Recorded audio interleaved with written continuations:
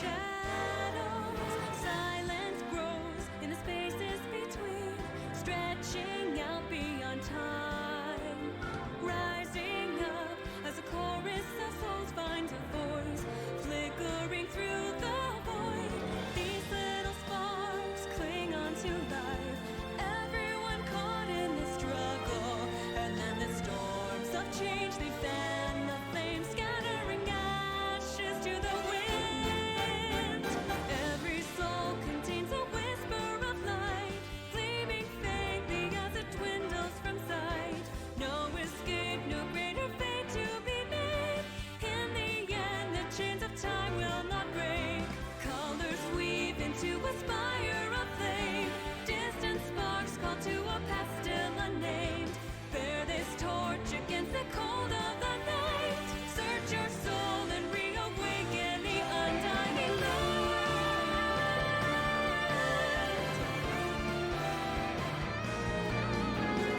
Colors weave into a spire of flame. Distant sparks call to a path still unnamed. Bear this torch against the cold of the night. Light will guide you on your way to the ultimate fight.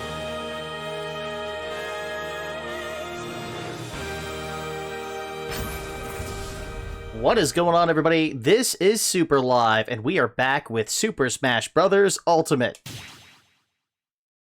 Alright, guys, so yes, it's going to be 1 versus 1 battles tonight, and I have a special guest joining us tonight. I have the one and only Captain Hanafuda joining us in this live stream. It's going to be a fun night. I'm actually looking forward to these 1v1 battles.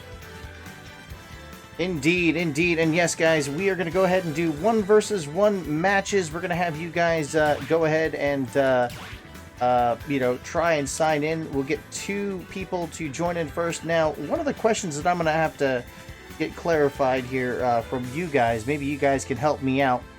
How many of you know what the tournament rules are for singles matches? Anybody knows? I mean, you let me know. Should we go with beginners only, veteran players, glorious smashers, anything goes, playground? You guys tell me. Alright, well, while we're waiting for that, let's go ahead and do our shout-outs. Let's see who's joining us today. We've got a Mario main, Be Cool 2006, but why not? Dice Gaming, Jordan McMinn, Winmushi Pugpaw, The Raincraft Gaming, and Zach Carmen. Also joining us tonight are my moderators, Awesome Man 3DS, Luis XD, Rosie Girls 763, and X Solid Figure. Welcome to the live stream, guys.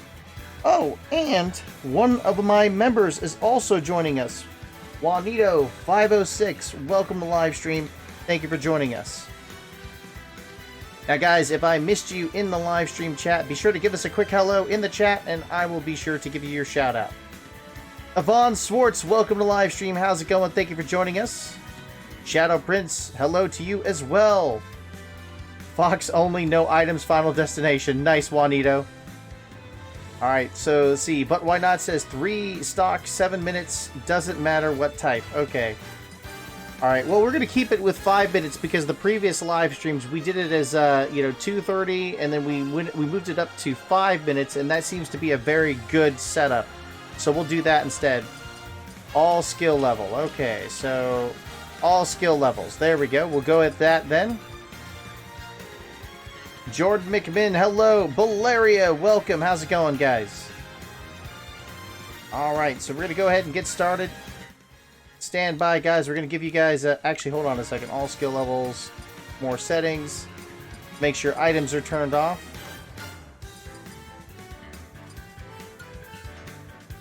Last time we did this, we had issues with items. Make sure items are off. Items are off. Awesome. Okay, there we go. Alright, so now items are off. Alright, guys, here we go. Here we go. We're going to go ahead and start off with the first battle arena of the night. Stand by for the public arena code. Step into the ring. Alright, guys, the arena code CYRP1. CYRP1 is the arena code. Let's get 2 people in here so we can get started with the first match of the night. Alright, so Captain Hanafuda, how's business? How are things with you, man? Busy. Busy, busy, busy. And we got a lot of games coming out here in the near future. I know Mario Maker just came out recently. I know everyone on YouTube, especially all the Nintendo fans, we're getting a lot of Mario Maker 2 content. So I think playing Super Smash Bros. Ultimate is a refreshing change of pace, considering that everyone's going to be focused on that. And as you know, with Smash Bros. Ultimate, it's the gift that keeps on giving. Yeah, indeed, indeed. And you know what? I was just, I was thinking, you know what? Maybe it might be a good time to take a break from Super Mario Maker 2 and do some Smash Brothers live streams instead. So who we got here? We got Awesome Man and 3LC in this first battle of the night. so Splatoon versus Fire Emblem. Yes, it'll be an interesting match. Awesome Man, a regular player here in the Super Live gaming community. I don't recognize 3LC. 3LC possibly a newcomer to our Smash community here. Definitely playing as Ike, and he's wielding Ragnall. I think you're looking forward to Fire Emblem Three Houses coming out later. Yeah. I gotta ask you, when Fire Emblem Three Houses is released, I'll probably have to have you come on board and, give us a little more insight on the game since you've got the Fire Emblem knowledge. I don't know how good my Fire Emblem knowledge really is. I mean, I played, just like most people in North America, I was exposed to Fire Emblem playing the Game Boy Advance game. Roy, Marth from Smash Bros. Melee got really interesting. Yeah. And then they came out with that Game Boy Advance game, which had nothing to do with Marth or Roy. But yeah, since then, I've really appreciated the series, and I've played multiple titles. There's just so many characters in Fire Emblem. Nice. Oh, Good man. job. Awesome, Yeah. man. Taken up by 3LC there. Awesome, man. Now down to 2 stock. You always gotta like a pose after like a good knockout, you know what I mean? Yeah. All right, well, it's only 3 minutes, 30 seconds into the match, so they've got plenty of time to do their eliminations at this time.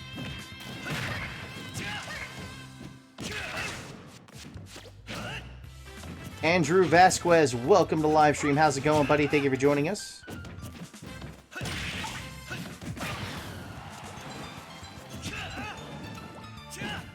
Yeah, some high damage percentage. Indeed, And indeed. Still sticking in there. All right. Nice, awesome, man, with the execution there. Very good, very good.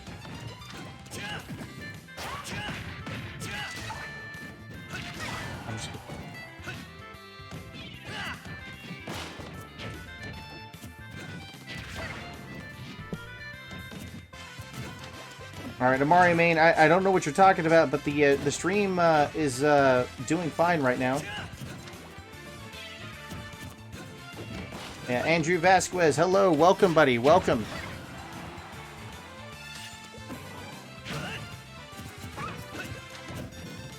And I get so caught up in watching these battles. I know, me too, man. Especially if it's a really good battle.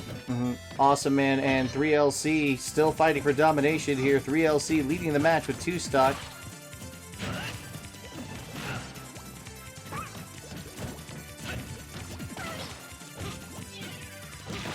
Hello, Collision Course Gaming. What is up? Is James playing right now? No, I am not. Actually, I'm here with Captain Hanafuda, and we're just doing co-commentary as we watch you guys in 1 versus 1 matches.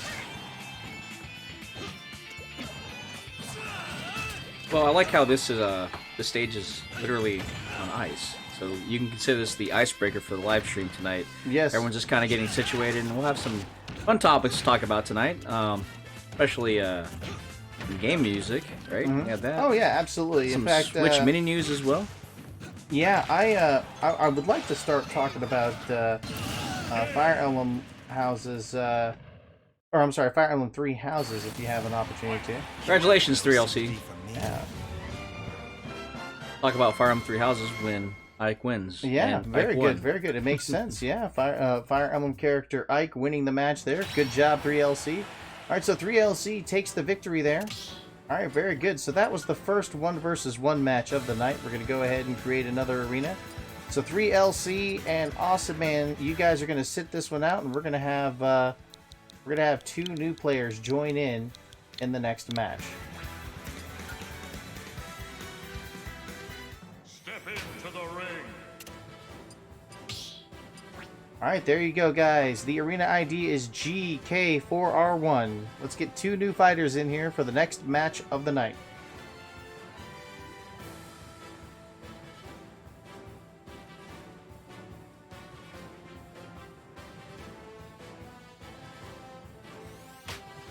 All right, there's one. We just need one more to join in.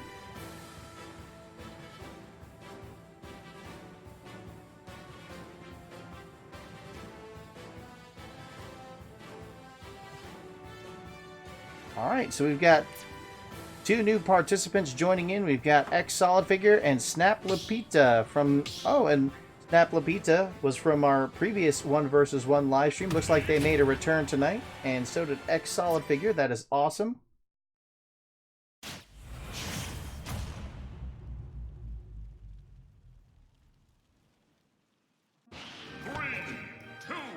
And don't worry, guys, we're going to have plenty of opportunities, plenty of time for you guys to join in some online battles tonight.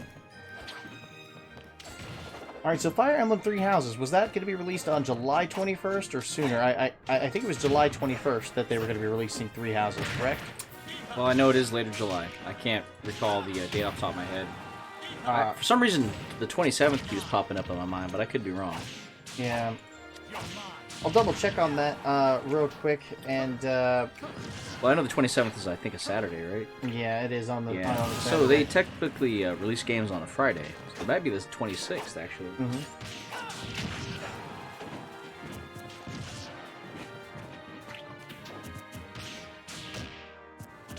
So my question for you, James, is: are you going to actually play? Are you going to play Fire Emblem Three Houses? No. I mean, I might, you know, showcase it, you know, try it out. But you know, being that it is such a huge game, and there's so much, you know, to do with that game. I mean, Well, here's a question for you. yeah, 'cause sure, go ahead. I can already project what you're going to say. You're going to say, hey, this game is so big and so involved that you're probably not going to want to stream it. But if Animal Crossing was available for the Switch this holiday, would you play that game and stream it? Oh, absolutely. Well, I mean, the difference between Animal Crossing and Fire Emblem Three Houses is the multiplayer aspect. With the where you could play multiplayer with Animal Crossing, you know, you can't do that with Three Houses necessarily. No, and I get that, but even with single-player experiences, I've seen you play single-player games on your live stream before. Yeah. I mean, Breath of the Wild and Mario Odyssey are very... you like those games a lot. Oh, absolutely. And those games, you know, they... You know, being that, you know, they're from franchises like, you know, Super Mario and, you know, Pokemon, that's a single-player game, you know, and that has a very popular, showing. And we actually finished live streaming Pokemon Let's Go Eevee and Super Mario Odyssey, so they kind of have a shelf life, if you will, you know, when we stream it here on the channel. But where games like, you know, Smash Brothers, Mario Kart 8 Deluxe, Splatoon 2, and Super Mario Maker 2, you know, those games offer, you know, multiplayer experiences. So those will continue to be featured on the channel. I guess it's just more of an ism or a preference on your side. Yeah. Because I'm going to be honest with you, when you talk about shelf life and stuff, congratulations, SLG. Yeah, Solid Figure winning the match there. Good job, buddy. That's right, it's Solid Figure. Yep. Every time I see the brackets, I just call him SLG. Yeah. He's part of the crew. Well, yep, he is part of the SLG crew. When I hear about shelf life and stuff, you usually complain about the same games being streamed by Nintendo streamers, Mario, Zelda, Pokemon.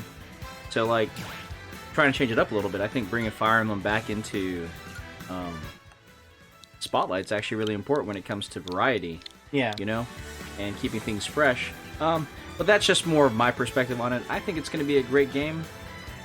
I'm looking forward to it. Step into the ring. Well, yeah, and that makes sense. I mean, you know, me personally, me playing a Fire Emblem game from from start to finish, you know, it just wouldn't, you know, for me to live stream that from beginning to end, you know, I don't think I would be able to, unfortunately. But you know, some streamers are actually able to do that. Well, I think you and like hold an audience. I think you actually like the characters from what you've seen so far. Yeah, I think the Fire Emblem characters add, you know, some... Well, I mean, they're great to have on the Smash roster. I think it's, you know, wonderful that Nintendo, you know, is taking characters from that IP and putting it onto the Smash roster. I see that Lachlan Lamp is joining us in the live stream. How's it going, buddy? Thank you for joining us. 3, 2, 1, go! So we have Golden EXP, Kai Walkie. Kai Walk. And Kai Walkie as Ridley. This is kind of a interesting contrast between two characters. You've got cute and fluffy Kirby there, and then you've got Horrible and scary and creepy. and yeah, destructive Ridley from the Metroid series there. Well, as you know, Ridley's too big for Smash. Collision Course Gaming saying that Three Houses is going to be a great game. So what do you say to that, Captain Hanafuda? I agree. I agree. And I think we waited so long for a new Fire Emblem game that they can't take chances for it not being good. So, yes, I'm going to agree with you on that 100%. And I know that the game will be supported after its initial launch with DLC in the future. There's been some news floating around online, especially on some popular Fire Emblem YouTube channels about they had download cards available in Japan. They're already putting them out there prior to release, so you can pre-download, so that when a game launches, you can download the full version of the game and play it quickly. And people have been reporting on different DLC being supported for Fire Emblem Three Houses soon after launch. So, you know, that includes additional missions, that's what they say, and costumes, and etc., that kind of stuff. But that's still yet to be confirmed over here in North America. One of the things I am concerned about, though, if you are a Fire Emblem fan, is I'm concerned about censorship. You know what I mean? Censorship with game content. What are they going to do? What are they going to make different? You know, because of the different regional standards of, you know, there's cultural differences between Japan and North America. the rest Right, of the world, localization and all that. Yeah, and that's caused a lot of heartburn for the Fire Emblem community in the past. A good example would be for Awakening on the 3DS. There's a certain picture of our girl Tharja, or Salia, as she's known in Japan. There's character art that was a little bit more risque, what they considered here in North America, and they covered her up a little bit more. And an even more infamous story of censorship was Fire Emblem Fates, the game that came after Awakening for the 3DS. Right. And, you know, skinship is what they call it. Right, Like, I don't know if right. you ever remember Pokemon Me when X and Y came out, where you can like pet your character, your Pokemon character, that kind of thing. Right. They kind of had that dynamic in, not even kind of, they did have that dynamic in Fire Emblem Fates, which was called Fire Emblem If in Japan, where you can actually pet characters and invite them over to your castle, so to speak, your own little room in your abode. And you can interact with them by petting them and stuff. And Oh yeah, I remember. I think I remember seeing an article about that before. Yeah. You know, they didn't just do that. I mean, well, Tokyo Mirage. I mean, that was another game that received the censorship hammer. You know, it's funny that you bring that up, because I actually forget about Tokyo Mirage Sessions, not because it's not a bad game. It just came out at a weird time, and was on the Wii U. That's actually a game that a lot of people want to see brought over to the Switch to kind of give it some new light. Yeah. So maybe we see that in the near future. I know they talked about it about a year and a half ago, 2 years, when they started doing ports from the Wii U to the Switch. So we'll see. But I'm really hoping that they do not censor or change content from the Japanese version. Yeah. There's just something about, you know, unless it's going to improve the gameplay or like provide additional experiences in a positive way. Mm-hmm. I don't want to necessarily feel that, you know, we're getting like a watered down version or stuff that's cut out. Right. Because then Right. it feels very disingenuous. And then, obviously, in retrospect, you're like, I wonder what it could have been. You know, that kind of thing. Right. All right, so you got Luis XD and Thomas CCG getting ready to go face off into battle into this next 1-versus-1 match in tonight's online battles. All right, I see that Collision Course Gaming is saying that's an interesting thought on it. I imagine probably talking about something that you had mentioned regarding Fire Emblem and censorship. And we probably won't know for sure what has been censored or what has been adjusted until after the game was released, because I know that there are some reviewers out there that will take comparisons of the games and determine what has changed and what has not been added. Looks like we're getting some lag spikes here in game. That's not good. All right, well let's see what happens. Hopefully these lag spikes will just stabilize. Finn Mushy Pugpaw says, light speed fast. Yeah, it's commenting about people going into the arenas as fast as they possibly can so they can join into these 1-versus-1 matches. Unfortunately, this match quite the opposite of light speed fast. We're getting really slow lag as a result Rosie of this. Girl 763 says, "Who's got McDonald's Wi-Fi?" You know, that's a good question, Rosie Curl 763. I'd like to find out personally. And by the way, guys, if you don't know who Rosie Girl 763 is, she's another YouTube gaming content creator and live streamer here on the YouTube platform.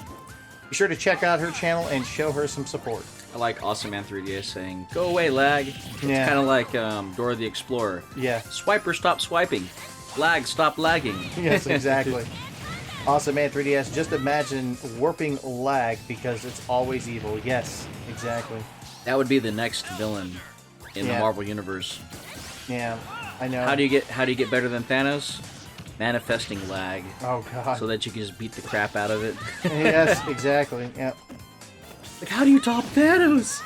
Oh my god, it's lag Yeah. in physical form. Yeah. Yaka Kojima, welcome to the live stream. Thank you for joining us. How are you doing tonight?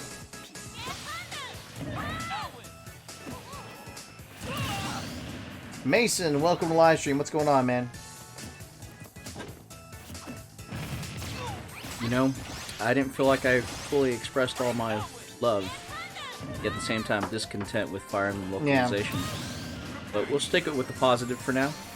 Yeah, Fire Emblem Three Houses is the next big game for Nintendo.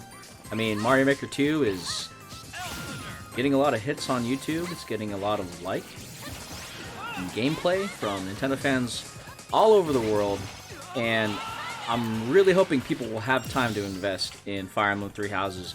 And not Yeah. just normal Fire Emblem. When I say normal Fire Emblem, what is a normal Fire Emblem fan? Normally, Fire Emblem fans are really into the series. Yeah. If you're a true Fire Emblem fan, you never love Fire Emblem. You're very critical of the series. It's a love-hate relationship. But what I really want to see is I want to see a lot of new Switch owners who are new to Nintendo, is what I mean to say. Give Fire Emblem Three Houses a try. Yeah. I'm really looking forward to see how the community reacts and how it may expand after Three Houses comes out. Mm-hmm. Obviously, there's a very anime aesthetic to it, which is very appealing to the Nintendo, I would say Nintendo core gamers. Right. And Whoa! Hoi hoi! Thank you so much for the subscription, buddy. Thank you for the support and interest, and welcome to the Super Live Gaming community. Oh, Star KO'd Nest there. Nice job, Thomas CCG.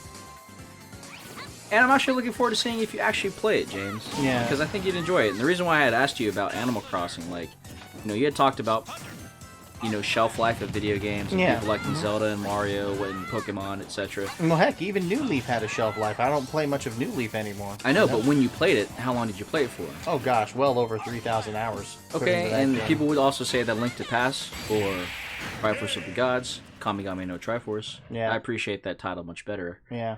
Has a shelf life too, but you still play it every now and then, right? Yeah. I've seen you play New Leaf recently.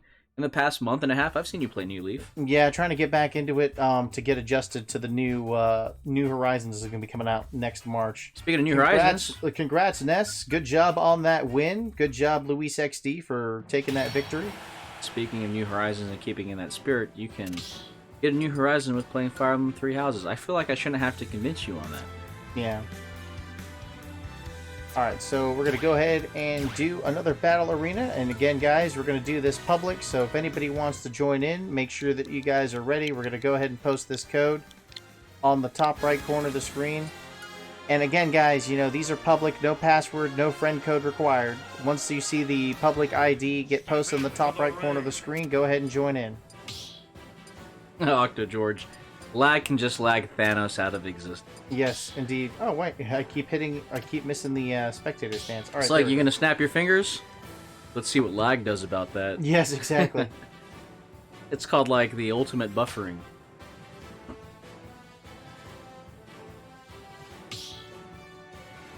All right, we're waiting for one more person to join in. It looks like Solid Figure has a question for you there, Captain Hanafuda. What do I think about censored American version of Xenoblade Chronicles 2? I don't like anything censored.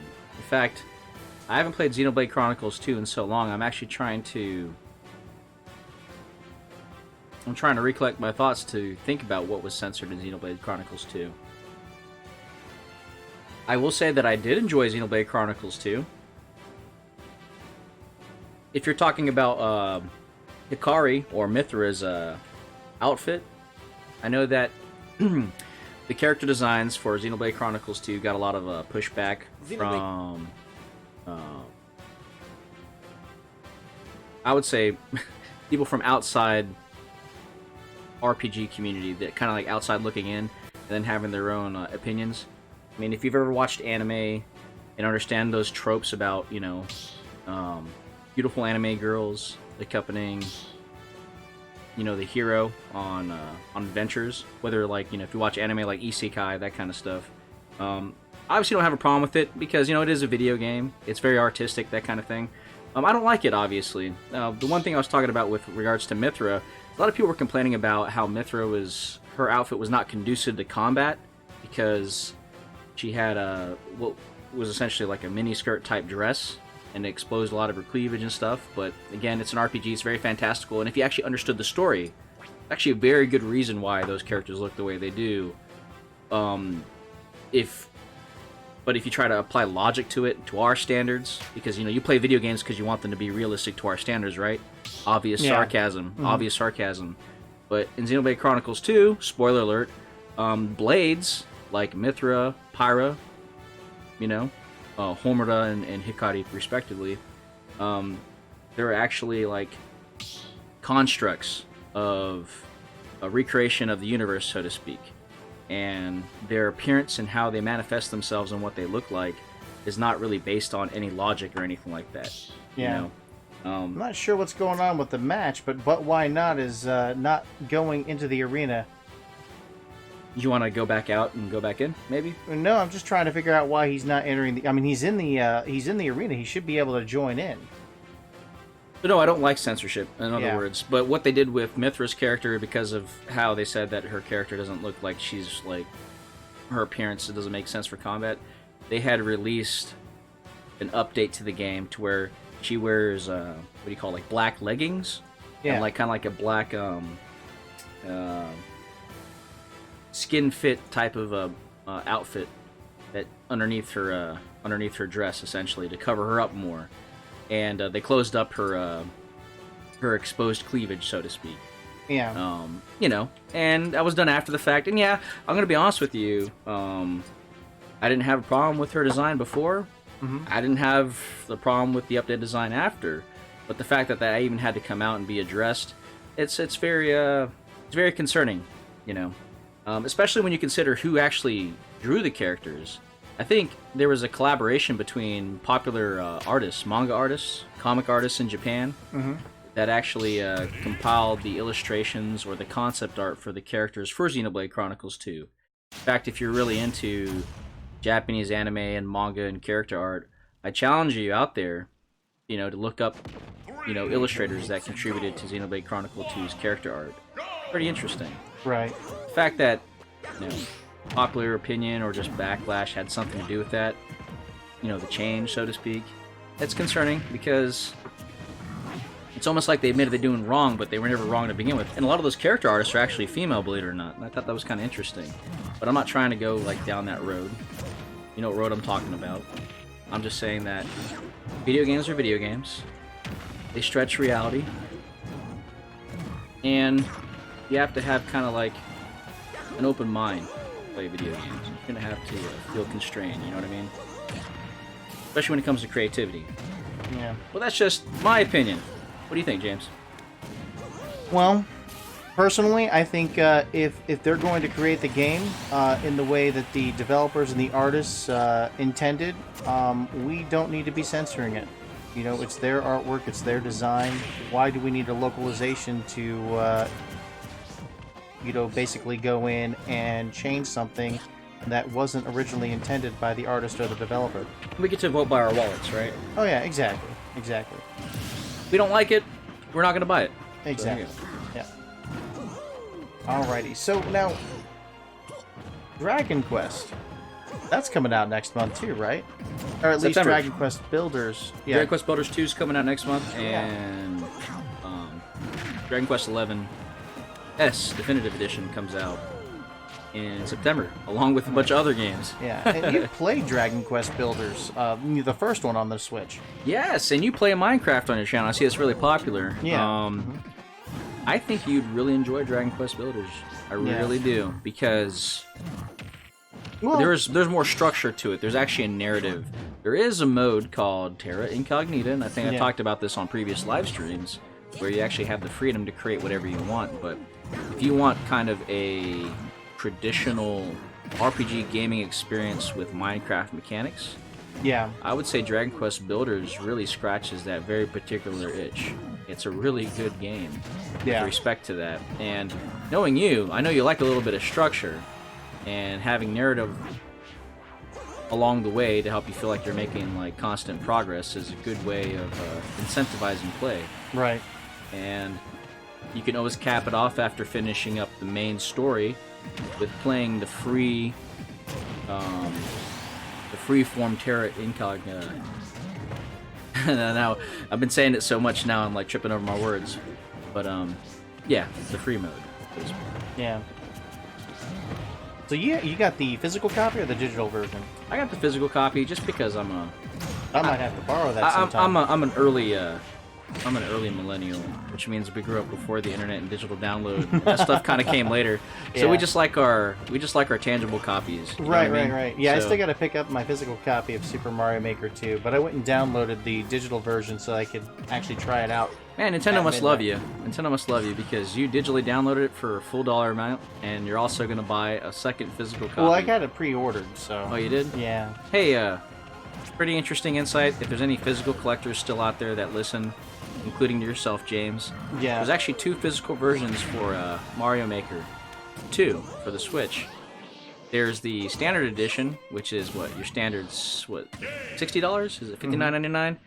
And then there's the I believe it's $80, $79.99 version for the it has the Nintendo Switch Online membership, but the boxes are different with respect to like how it's presented on the front cover. Yeah. So like, you know how everyone's all into those variants and stuff. They're like, oh, I gotta get Mario Maker without the online subscription, Oh, yeah. and then I gotta get the $80 one because the front of the cover looks different because it's got a little banner on the bottom that says includes Nintendo Switch Online, and that's gonna only be for how long? Yeah. You know what I mean? That it's, kind it's of thing. all about the details, right? It's all about the details for physical collectors. I know. And then- Well, I'm just going to pick up the regular copy that I paid $60 for. Well, so. I would say that you've already spent like what? It's going to be $120. Yeah, I know. Yeah. Well, again, it was. you have the it was digital it was version? It was Yeah. going to be a big launch, and I wanted to make sure that I didn't miss out on it.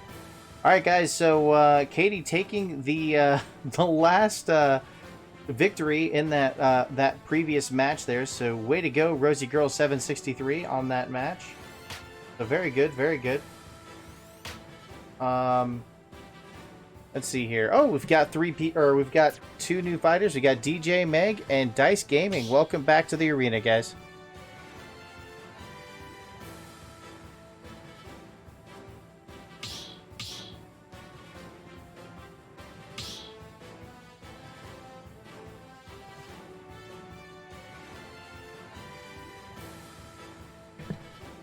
Alright, looks like DJ Meg and Dice Gaming are selecting fighters at this time. Alright, Dice Gaming is ready to go, waiting for DJ Meg. Alright, our fighters are ready.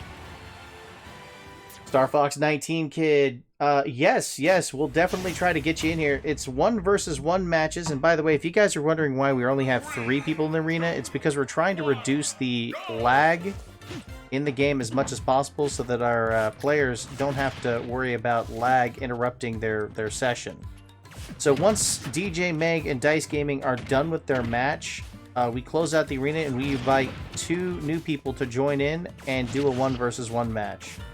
It's completely random, no friend code required, no password required. We just post the public arena ID code in the top right corner of the screen, and you guys just jump in when you can. And you got to be quick about it because, again, it's public. Donovan Agee, welcome to live stream, buddy. Thanks for joining us. Who would ask that question about Xenoblade, by the way? Xenoblade Chronicles, that was a Solid Figure that asked you about the Xenoblade Chronicles 2 censorship. Well, I would go back to Solid Figure and say, what do you think was changed for Xenoblade Chronicles 2? Because I really, aside from that Mithra Hikari update to the costume, and Yeah. that's on you if you wanted to do it or not. I don't really think it was really censored more than that, from my memory at least. Yeah. The one thing I didn't like was the localization of the voices. I didn't think that they were up to par. They Yeah. kind of ruined my experience. That's always kind of like always like a toss-up, you know what I mean, with those like narrative-heavy games with voice acting, how they're gonna like translate it and such. But like, they should have put more time and effort in that. But I think because it was within the first year of the Switch's life, Yes. they kind of rushed it, I think. That's just my opinion. Yeah. But if you are talking about censorship when it comes to the Xenoblade series, X Solid figure, I would say, yes, I don't like censorship. And the Wii U version of Xenoblade Chronicles X, not, Xenoblade Chronicles 1 or 2, Yeah. but Xenoblade Chronicles X for the Wii U, that was the one that got a lot of negative attention for censorship. It did, indeed. Yeah, you remember what I'm talking about when it comes to Oh, character yeah. customization? Yes, You can adjust yeah. the, height, gender, of your character. And I think for female characters in particular, in Japan, you can actually adjust the bust size, the Yes. chest size. Yes. And they removed that for the North American version. There's also costume alterations that they Yeah. made for that as well. And that's unfortunate. But, I'm still in the camp of them localizing that game because I think there's an audience for that on the Switch, a larger audience that is, and people really want them to port that over. You know what I Right. mean? And if they did port it over, please, Nintendo of America, don't censor it. Give us the game the way it was intended. That's Yeah. just how I want it. All right, so we're gonna move on to another question here. Peter Olan Pukin asking James, what are your thoughts on Final Fantasy for the Switch? Which one? Well, yeah, there's actually a lot of Final Fantasy games for the Nintendo Switch now. I mean, they started off with what, Final Fantasy X and Final Fantasy X-2. They followed that up with Final Fantasy 12, Final Fantasy 7. I mean, they're releasing all the Final I think Fantasy games for the 7 came out on the eShop before 12. right. Yeah. But there is a lot of Final Fantasy love. What I don't like is that Final Fantasy 15 Pocket Edition. Ugh. Well, yeah, and I think that was. Do you think it was probably because of a graphical limitation? Or I mean, there's that. Obviously, you've seen other graphically impressive games brought to the Switch, though. Doom 2018 is a really good example, right? I mean, Doom Eternal's coming out for the Switch, they say, and that's supposed to be out before the end of the year. yeah, I just think it just takes time and resources to try to get something like as big as Final Fantasy 15 optimized for the Switch, so to speak. I don't know if it can be done. I'm not going to pretend like I know if it can or cannot be done. But when you look at Final Fantasy 15 Pocket Edition for the Switch, when it was announced and then released, that reminds me of like a DS game with the super deformed characters. Remember Final Fantasy 4, the remake for the Nintendo DS? And Yeah. Final Fantasy Heroes of Light for the DS. It's like that same style. Obviously very watered down. It's kind of hard to be engaged in that kind of game when you already know that there was like a more impressive version out for other consoles. And yeah, true, expectation management. I get it. yeah, I get it. But, that's just me. That's just me, though. Yeah. But I didn't like how it looks, so I didn't get it. But there's that Final Fantasy 15 Pocket Edition, right? You got 10, 10-2, remastered that came out for the Switch, physical and eShop. Final Fantasy 12 as well, you talked about that. You can get that physically or eShop. I actually got 12 for the Switch. yeah, And I haven't really been playing it as much because I played it back in the day. I just got it because I really like the game. I like the story. I like the characters. I love the music. I like that whole Ivalice kind of like, how those games tie in, like with each other in the same universe. Like Yeah. Final Fantasy Tactics, great game. I was really hoping they'd port that over to the 3DS because Yeah. of the touchscreen, and they never did. Just Final Fantasy Tactics, like the original PlayStation 1 game. right. That would've been they did. awesome. What was it called? Final Fantasy Tactics A2 was released for the DS. I didn't really like that one too much. Well, they had Final Fantasy. Tactics gosh. Advance, Yeah, it Tactics was Advance for Tactics the Game Boy Advance, Advance. yeah. Yeah, but we're talking about Switch games. I Yeah. kind of digressed off topic. You want to see Tactics be released for the Switch? The Oh, yeah. original Tactics. Definitely. I'm surprised it's not even on the eShop. That thing is like on iOS and Android. Oh, You know what I yeah. mean? Yeah. Perfect for the Switch. Oh my god, can you imagine that? I'm thinking it'll probably make it on there one of these days. It just takes time. I mean, maybe next year. It doesn't Square take that much time. Oh my gosh, that should be so easy. They should just do it. Well, they just dumped like a whole bunch of Final Fantasy games on the Nintendo Switch eShop with, That's what we're this talking year about. alone. We were just, I mean, we're Yeah. going down the list. Yeah. And again, like I said, I digressed off of the of what we're talking about, but I mean, yeah, 10, 10-2, 12. I think there's a Chocobo Dungeon game on there somewhere. Yes, there is. Yep. Yep. And then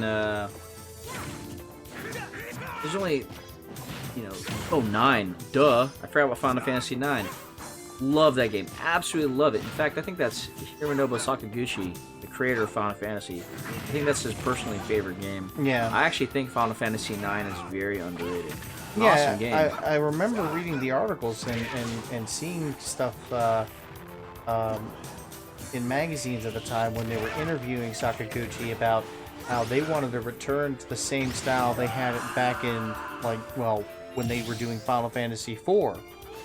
And, only this time they were doing it, on the PlayStation. Yeah, Tetsuro Nomura, whenever he came on board. Yeah, he was the one that created, I'm sorry, what was his position? He was involved in Final Fantasy VII, I know that. I think he was a character designer for Final Fantasy VII. But, for those type of companies, that might be their main title. Right. But they have multiple hats that they wear, and they probably help with in other areas wherever they can. You know what I mean? Yeah. So I guess it kind of creates more synergy in how they do their game development. Mhm. Especially if it's a small specialized team. Yeah. That input. But man, for Tetsuro Nomura, the character artist for Final Fantasy VII, and everyone loves Final Fantasy VII. There's nothing wrong about that. But it does overshadow a lot of other good games in the series, the Final Fantasy series, that is. Yeah, But, I mean, heck, it's getting its own remake. Yeah. But the problem that a lot of people have, or at least what I have, is is that Suicide? It looked like an SD, but they're still evenly matched right now. I mean, they've got one stock each, it looks like. Okay.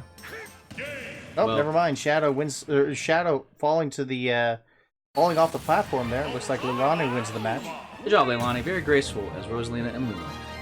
But, Tetsuro Nomura, his run on Final Fantasy has been leather and zippers. Yeah. And, I got nothing wrong to say about what he's done for the Final Fantasy brand, but, there's a certain type of look and feel to the games, and kind of like the attitude to the game, you know what I mean? When it comes to the characters, it's very tropey. And by tropey, I mean there's certain wickets they fill or hit when it comes to the characters in the games, and kind of like their attitudes and outlook, and you're like, oh, Yeah.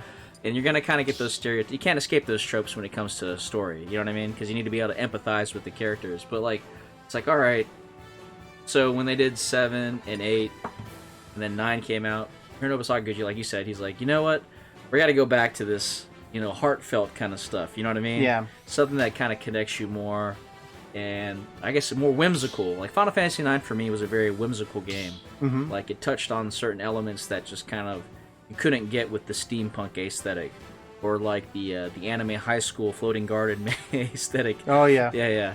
So I love Final Fantasy 9. Oh, nice. We got Octo George coming in for a match, and Little Vinny coming in as well. Oh, I like. So now that we're playing Smash Brothers right now, I kind of want to change the focus back to Smash Brothers right now, and I want to ask you. Well, I'm kind of proud of Octogeorge though. Why is that? He picked a avatar for his Fire Emblem character. I believe that was Takumi, Fire Emblem Fates. Ah, really? I don't recognize the character. He's a Prince of Hoshido. Ah, I see. He's an archer. You played Fire Emblem Warriors, right? Well, yeah, I played Fire Emblem Warriors, but I didn't recognize the character. I wasn't sure who that was. Yeah, I didn't mean to cut you off. No, Go it's ahead. fine. Go It's ahead. fine. So, yes, we're getting Fire Emblem Three Houses this year, and, I know that Fire Emblem has a lot of representation in the Smash roster. Do you suspect or believe that Nintendo might actually put a Fire Emblem character from Three Houses in Super Smash Bros. Ultimate? If they do, maybe it would be a... I mean, it could be a DLC fighter, considering that they didn't really highlight Fire Emblem Three Houses at this year's E3. Yeah. I doubt it. You could see, like, an option for, you know, an alternate character costume kind of thing. You know how, Right. like, Dragon Quest 11 is represented with the hero or the luminary? Yes. You can choose different characters as an alternate costumes or outfits. So, yeah, I could see that. Nice spike from Octo George there, launching Little Vinny into the sky. Octo George now leading the match with 3 minutes 45 seconds remaining. Is there a Nintendo game that Octo George is not good at? You know, that's a very good question. I'd have to ask him myself, but he's in the midst of a battle right now. Don't ask me, just blame me. I also like how you're playing as Marth, and I don't know if anybody knows this, but there was a original video animation for Fire Emblem back in the 90s. I think it was localized by ADV Films here in North America. There's only 2 episodes, but it kind of covered the origin story of Marth, you know, Kingdom of Altea, you know. Right. In fact, the crown that Marth wears, if anybody wants to know, that's actually not a prince crown. That's the tiara of his sister, according to the OVA, that she gave to him before she warped him out of their castle to a safe location before their home was overrun. Just a nice little interesting detail there. So, like, yeah, Yeah. just like comics, you know what I mean? These characters have deep backstories, you know? Yeah. And even the sword he wields, the falchion, which has an interesting backstory too. It was wielded by the hero Henri, according to the original Japanese version. Henri, A-N-R-I, I think is how you spell it, but Henri.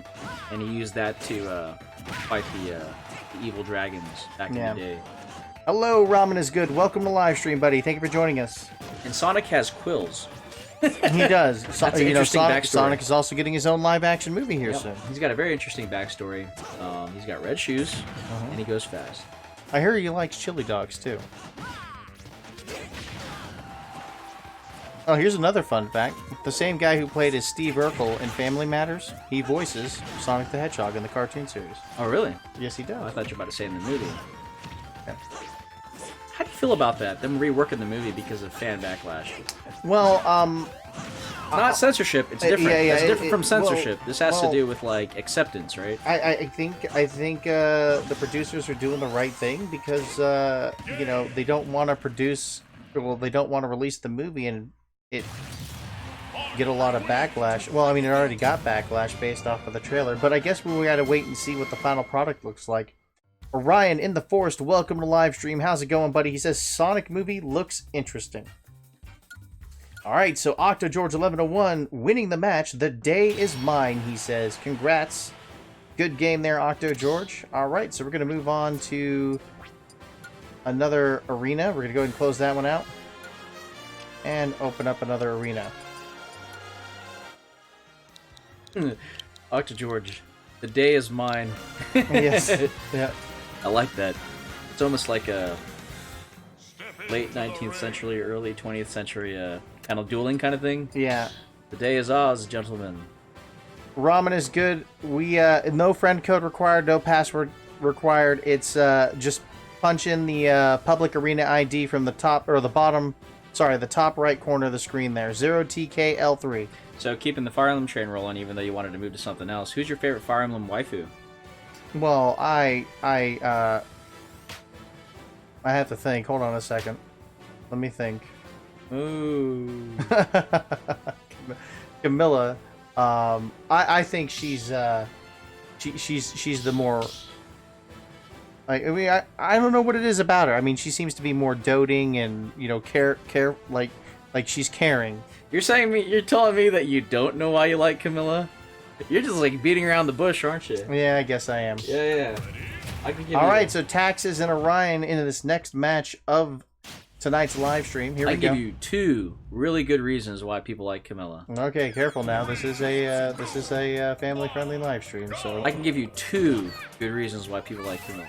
Okay, what are your reasons? Well, one, the Fire Emblem Fates Conquest is the harder of the 2 games, out of Birthright and Conquest, and she happens to be in it because she's in the the Norian Empire-ish kind of kingdom thing, right? Yeah. And 2, everyone likes her character design. What's wrong with you, James? Goodness Oh, okay. gracious. All right. Everybody likes her character design. Way to clean it up there. Clean it up. You know, Yeah. I didn't say anything. Donovan negative. Agee says, "Nice pick, James." And then Peter says, "So guys, what's your thoughts on Star Fox Battle for Atlas? It's been out for a while. Have you played it?" No, I have not, and I'm sorry to say that I haven't. Yeah, I haven't played it either, Peter. Well, Peter, I will tell you this: it deserves more attention. The fact is, it was a stealth Star Fox game. They gave us Star Fox by utilizing an Ubisoft IP, and they put Star Fox in after the fact. In fact, I don't know why Nintendo did not come up with that concept first, or like at least came to create a game like that sooner rather than later in collaboration with Ubisoft. It just seems like a natural progression for Star Fox. Yeah. You know how like on the Super Nintendo version, see the whole Lilat system and you can select between 3 different routes to Venom, which Venom is supposed to be the final destination planet where the evil Andros is, right? Yeah. And the fact that you can see the solar system like that, and then you fast forward to Star Fox 64, and then there's a lot system again, more refined version of the original Star Fox for Super Nintendo. You can rotate the map, you can see the planets, you can zoom in and out. I remember messing with that when I was a kid, like just thinking and like coming up with ridiculous scenarios in my mind about, you know, space travel and stuff like that with the Star Fox characters. Yeah. And then they kind of stuck with the rail shooting. I mean, they obviously had the all-range mode, you know, that kind of thing. And then, you know, consoles improved. GameCube had Star Fox Assault, and then before that, Star Fox Adventures, which isn't a traditional Star Fox game. Not saying it's a bad game. It's a unique game, but it's not a good Star Fox game, that's for sure. But No Man's Sky came out like a couple years after that. Yeah. It's like, you know, wouldn't that be cool if you're like Fox McCloud and you're like in the Great Fox and you have your other, you know, you have your team. Yeah, you have your team. You have your wingmates, right? And you can just fly around the universe, kind of like how they do in Starlink Battle for Atlas, how you can like go from planet to planet. You can go out into the atmosphere and you can break out of the planet's atmosphere and travel to other planets. Yeah. I'm like, you know, that just seems like something Nintendo could have done, but I think they really didn't know how to handle Star Fox. Maybe they didn't have enough passion behind it. I mean, Star Fox Zero was another remake of a remake. Like, Super Nintendo came out, right, with Star Fox. Star Fox 64 was a remake of the Super Nintendo Star Fox. And then Star Fox Zero was a remake of Star Fox 64. Yeah. It's almost like they were trying to capture the original lightning in a bottle kind of thing. Yeah. Star Fox 64 is still my best. My favorite Star Fox game, and I think the best Star Fox game in the franchise. If you like that, then I would challenge you to play the 3DS version, which I think is Star Fox Command? No, 3DS. I didn't say DS. Oh, Star Fox 64 3D. Yeah, and it actually came out before the Ocarina of Time remake. In fact, it doesn't get as much love as the Ocarina of Time remake. I think it's really? overshadowed by it. Oh yeah, it's an excellent remake. Even the music's redone. The graphics are redone for the 3D game, for the 3DS. Yeah. It's an awesome game. It just doesn't get as much love. Actually, a kind of hard game to find now, physically. Really? Yeah. Oh yeah. Oh, I'm glad Oh, I yeah. picked it up when I did. Yeah. All right, so the Shaunator says, if Waluigi gets in DLC, he is going to be my main. If he isn't, then Banjo and Kazooie are going to be my main.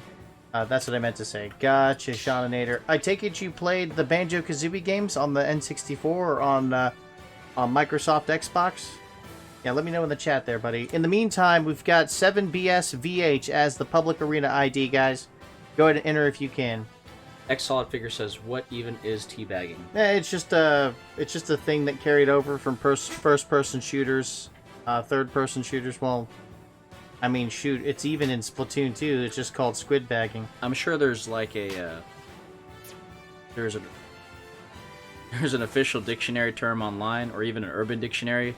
It's like the act of undulating in front of an opponent after victory or over the defeat of a dead corpse in order to insert one's dominance. Something like that. Oh, that's great. That is awesome. Yeah, I never really thought of that. But let me correct what I said about Star Fox earlier. I think they have like a player's choice version for the 3DS, but actually finding like the non-player choice version physically for the 3DS Star Fox 64, Yeah. the remake, is really hard to find. Mason Fraley, welcome to live stream. How's it going, buddy? Thank you for joining us, and welcome to this live stream of Super Smash Bros. Ultimate 1v1 battles. Star Fox 19 Kid says he is back to fight. Awesome, dude. Awesome. We'll try to get you in here, buddy. So, lag is back. Yep, lag has made a return. Well, while we're pushing through this laggy battle, what else did you want to talk about? We're jumping from Final Fantasy, Fire Emblem and Final Fantasy to Star Fox. What do you want to talk about now? Well, I want to finish a thought or a question here that Donovan Aggie asked. Is Star Be Fox... gone, thought! Donovan is asking, is Star Fox Zero bad? Because I do want to try that game. And you know what? That's great that you want to try the game. But the only reason why I absolutely hate the game, because visually it looks great. Sound-wise, it sounds incredible. They did a great job with the visuals and the music. But the game's controls are absolutely horrible. I could not stand it, dude. Could not stand it. You want me to chime in on this? Yeah, sure, absolutely. Okay, correction. I think I know what you're getting at. So, control. Not that the game has horrible controls. The game has excellent controls, but it requires that you use the gamepad. And that is very jarring because Star Fox, every game before that, was traditionally a very arcadey shooter, right? Right? Yeah. Would you agree? It was an arcadey shooter. And when Star Fox Zero was in development with Platinum Games, Nintendo kind of pushed hard, and it's not that they kind of pushed hard. They wanted to make the not asymmetric. Well, what do you call it? What's the terminology for the gamepad, the Wii U gamepad? Asymmetric gameplay. Was it asymmetric gameplay? It was asymmetric so I was right. gameplay, yep. Okay. So yeah, they wanted to push their asymmetric gameplay, which means that they wanted you to utilize the gamepad, kind of like prove its existence. You know what I mean? That kind of thing. To kind of make that the definitive title for the Wii U gaming experience, and it wasn't executed very well. Now, I would argue that the controls actually work really well, but you shouldn't have to do that. It takes away from you being engaged to one screen and actually being in combat. And there are a lot of people that like it, apparently, or some people that like it. I'm sorry. There's some people that like it, but there are a lot more people that don't like it, and because of that, it never took off. Yeah. If you could imagine if Nintendo released a version of Star Fox Zero without the requirement to use the gamepad, like the second screen, it'd be an awesome game. Like, pick up and play. You know, I think a lot of people would be more inclined to purchase it. There'd be a lot more fans of Star Fox. And, you know, I can't really tell you whether or not you should get it or not. That's going to be something that you're going to have to make a call on. But the cost of entry to play that very unique game is high. You need a Wii U console for one thing, and if you don't already have one, the after-sale market trying to find one is going to require a lot of time and energy. And if you want a new console, it's going to be really expensive. And two, you need the game, Star Fox Zero. I don't think that would be too hard to find, right? Not, yeah, I would say for a good price. There are so many copies left on store shelves. If you guys are familiar with the store called Five Below, yeah, they were selling them for $5, complete brand new, and there were like literally with dozens. Star Fox Guard. With Star Fox Guard, it was the double pack edition. Yeah. At least at the Five Below that's in our area. Yeah. And there was dozens of them out there. I'm like, oh my gosh. Yeah. I actually bought a couple just because, you know, you're like, hey, you never know. You know what I mean? I mean, honestly, if Nintendo decides to re-release it for the Switch, I think that'd be a great thing because obviously you don't have to worry about utilizing the gamepad. They'll just use regular controls. You know what I mean? Who knows? Or they could just probably be like, you know how they are with their old systems and stuff. We'll just leave it with that system, kind of like Fire Emblem. Right? Yeah. FE Sharp. Yep. What do we call it? FE Sharp. We call it Tokyo Mirage Sessions. Yeah. Yeah, they call it FE Sharp in Japan.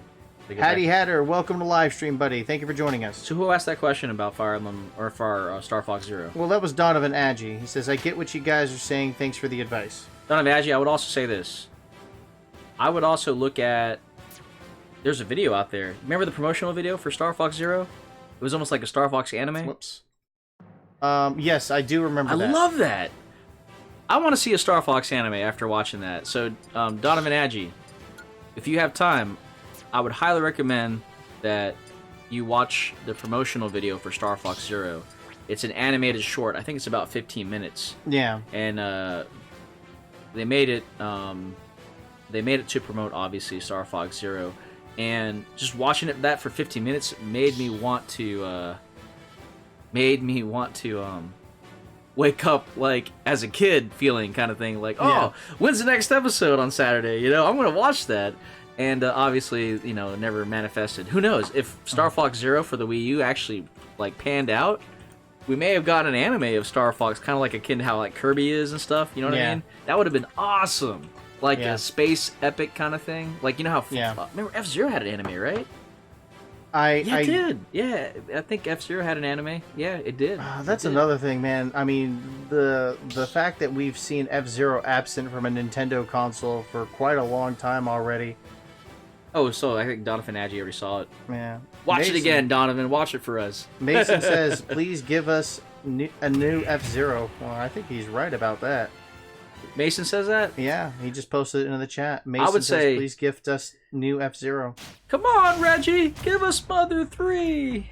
Not my problem. If they just gave us like a optimized version of F-Zero GX. Oh, nice. Speaking of F-Zero, we get an F-Zero stage. Nice. Ah, how fortuitous our discussion and meeting. Wow. Very well stated. Who had stated that? Yeah. Who had stated the F-Zero? Oh, Mason did. He was asking about that. Mason, you have manifested reality. Yeah, so now we're going to get an F-Zero game for the Switch. Yes, this is an omen. Things to come. Hopefully a positive omen. Yeah. So, yeah. Give us F-Zero GX, optimized for the Switch. You know what I mean? That would be awesome. I mean, they could definitely do that. At least give it to us on the eShop or something, They can call it F-Zero SX. They're like, that's the sexiest F-Zero ever. F-Zero Sex! Switch, Switch Extreme. Yeah, Switch Extreme. That would actually be great for like internet memes and stuff like that. Oh my god! Could you imagine like Captain Falcon give us F-Zero 6? He should probably show us your moves. F-Zero 6, SX. You should probably write a little skit on that. Oh my gosh! Hey guys, if you're listening on this, make it happen. Yeah. Let it go out there. Yeah, Nintendo, make it happen. Yeah, get it out there. Give us an F-Zero SX. Hey, let's go! Come on!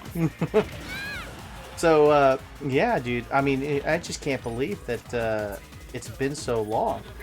Since the last time we had an F-Zero game, a proper F-Zero game. Did you ever play GX? I did the campaign mode once, and that was hard.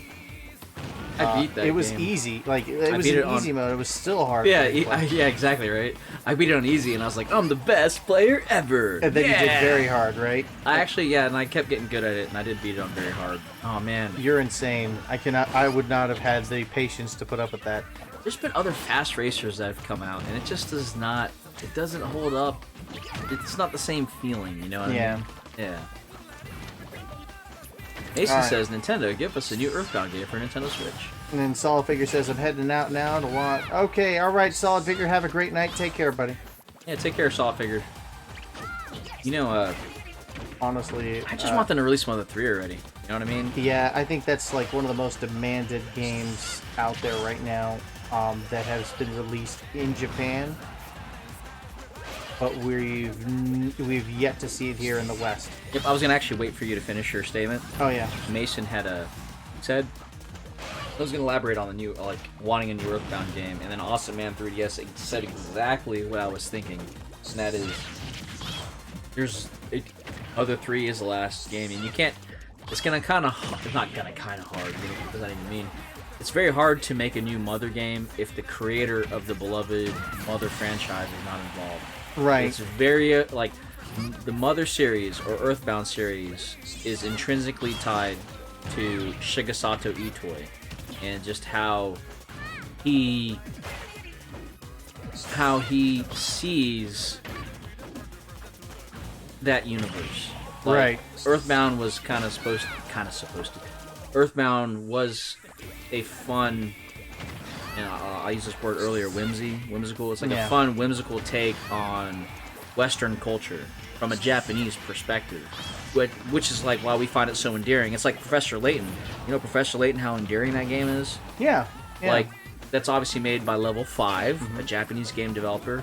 My wife loves those games, by the way. Okay, and then there's a reason why I love those games too, and a lot of other people do.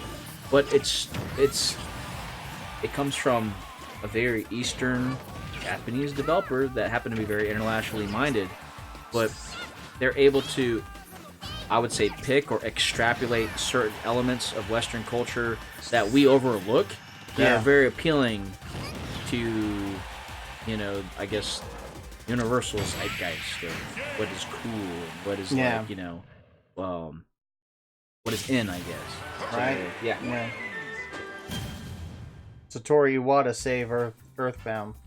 Do you know anything about that? I heard a story about Yes, Earthbound having issues. it was for the Japanese market. It's known as Mother 2, but for us, it was the first Earthbound game for the Super Nintendo. He saved the original Earthbound for Super Nintendo when it was in development. I think because they were behind schedule. Yeah. In fact, it wasn't just from the. I think he said that like he was really involved with two of them. The Mother 2 version and the and Mother 3 for Game Boy Advance.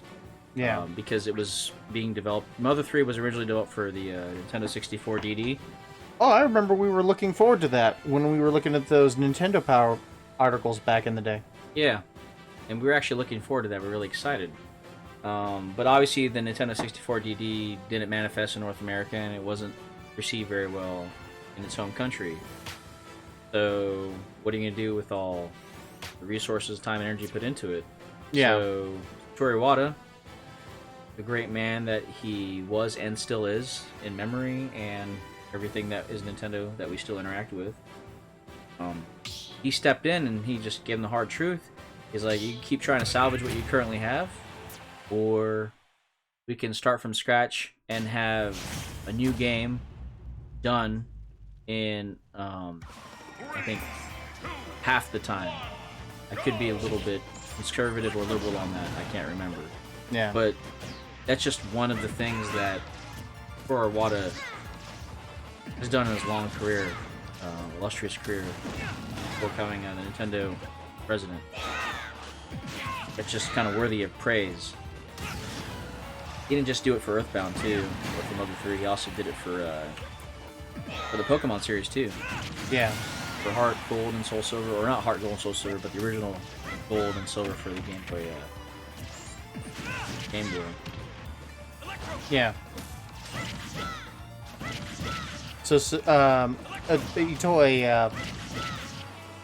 actually, I don't think it was Itoi's that's preventing or Mother 3 from being released here in the West. I think it has to do with some of the content that's in the game. You know, right now, who knows? Because the content's not even that controversial anymore when you think about it. Like, this game was released back in the early 2000s. Yeah. It's been well over 10 years. The game still hasn't been localized officially. for North Actually, America. now that I think about it, it'll be almost 2 decades, like 20 years. Yeah, yeah. I don't know why. I honestly don't know why. There could be multiple reasons behind it that we don't know. You can only speculate, obviously. Yeah. But it shouldn't even be a problem. There are other games that have come out since then, both third-party, indie, and first-party Nintendo games that are more controversial, in my opinion, when it comes to content.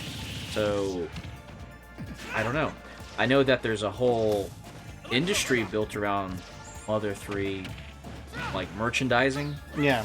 and like fan translations and stuff like that. And maybe Nintendo doesn't want to, like, I don't know, they don't want to hurt that fan community, so to speak, which is kind of ironic. Yeah. I'm just spitballing here, so I don't know how much of this would actually, like, really be a problem or not. But that type of community that's hardcore, like, I know that there's a fan gamer came out with, like, a player's guide for Mother 3, like, a couple years ago. Yeah. It's like a deluxe hardbound edition with, you know, play character models and everything. It just looks like pictures of it and stuff like that. A lot of time and effort. And there's a lot of, like, merchandising and marketing behind, you know, just that element behind it. Yeah. So I don't know if officially localizing a game for, you know, from a first party perspective would have anything to do with that.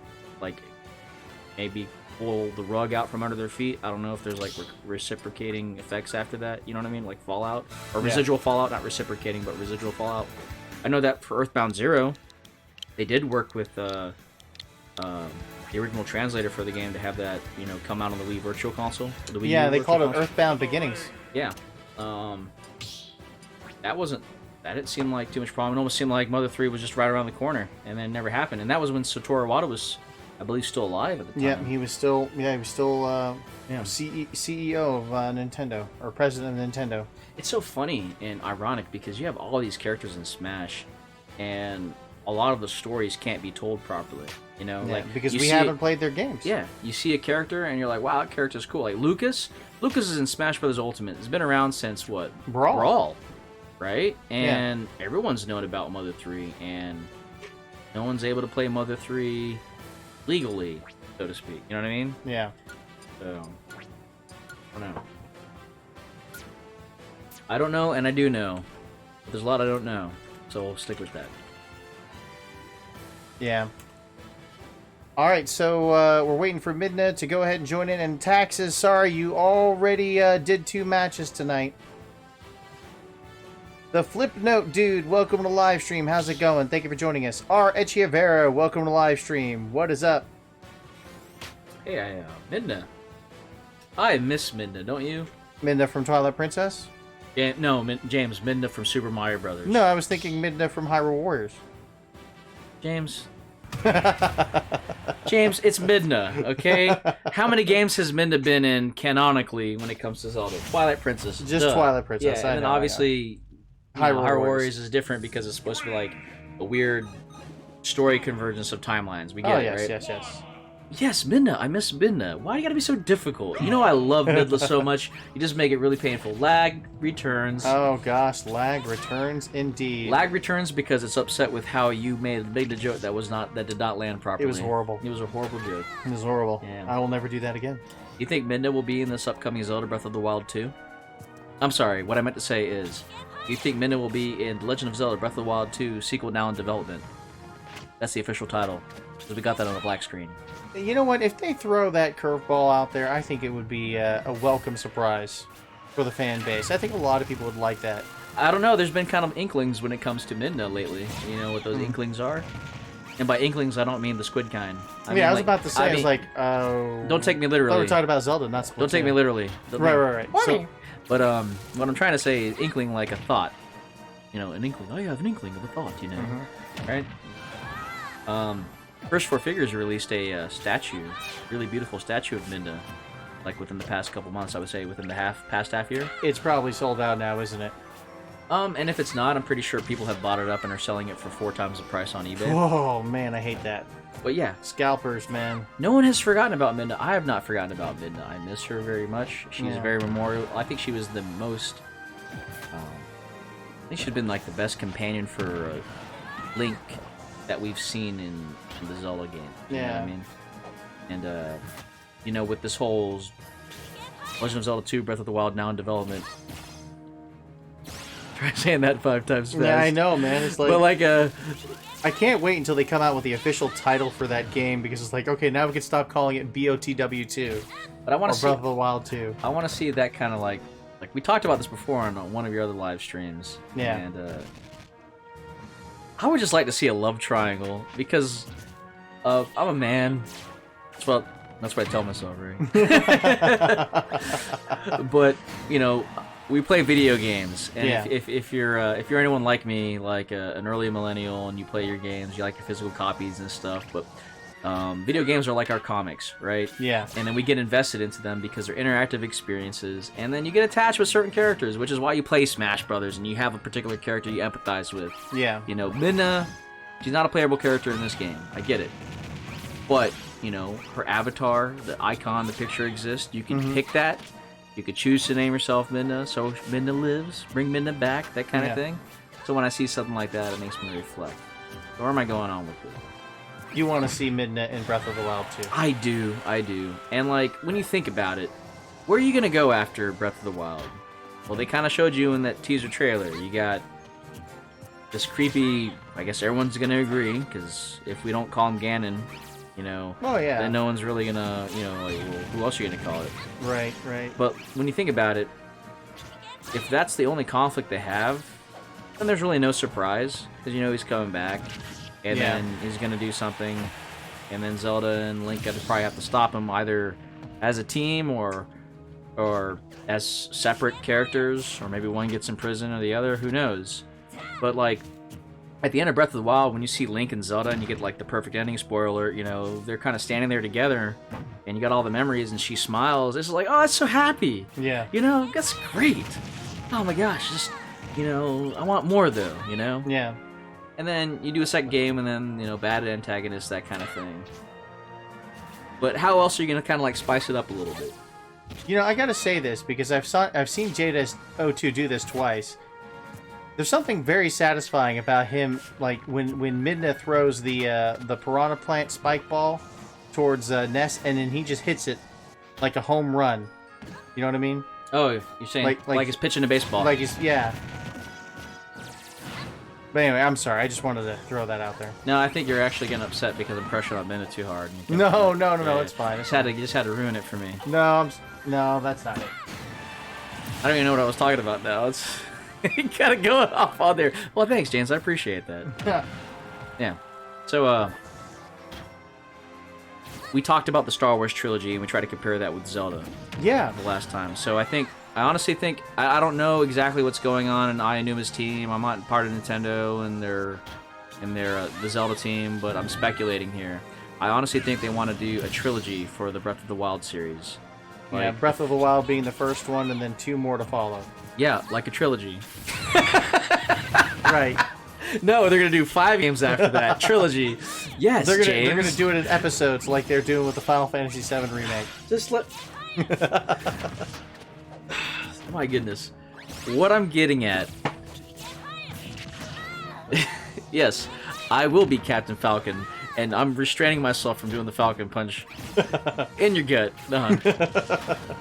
But yes, thank you very much for Blue Hedgehog Band. I appreciate that. Welcome, Blue Hedgehog Man 17. Welcome back, buddy. Good to see you again. I can't ever finish like the interesting thoughts because you just totally derail me every time. I'm sorry, dude. I just wanted to acknowledge Blue Hedgehog Man. No. I wasn't saying about that. I was saying about everything before that. Gotcha. Blue Hedgehog Man was a, what do you call it? He was a Volinary to my wound that you have given me. Which, if you don't know, Volinaries are the equivalent to potions for the Fire Emblem universe. Ah, That nice. heals your HP. Good job, Piranha Plant. Way to shine those teeth. Yep. So, did you want me to finish this Triforce idea thing with Midnight Yeah, or sure. like Go that, or for just it. kind of Go like for it. you just kind of? Yeah, absolutely. Yep. I'm afraid to. No, go for it. Go for it. I promise I won't interrupt this time. All right, we're talking we're going way out here, and you keep. I don't know if I can stick with it. All right, I already got to pick up where I'm trying to like summarize this because this is getting too difficult to try to stay on topic with you. But the whole idea that we had and we wanted to share with like on another live stream, but we didn't have time to go into it, was for Breath of the Wild. Everyone loved the game so much, you don't want to leave the world. You want to stay in the world and you want to just explore more about Link and Zelda. But that's not a good story if everything is like happy-go-lucky, right? So we're like, if they are doing this sequel, and Nintendo has in the past talked about doing like a Triforce trilogy, now's the perfect time. Because everyone's invested in this new Zelda, right?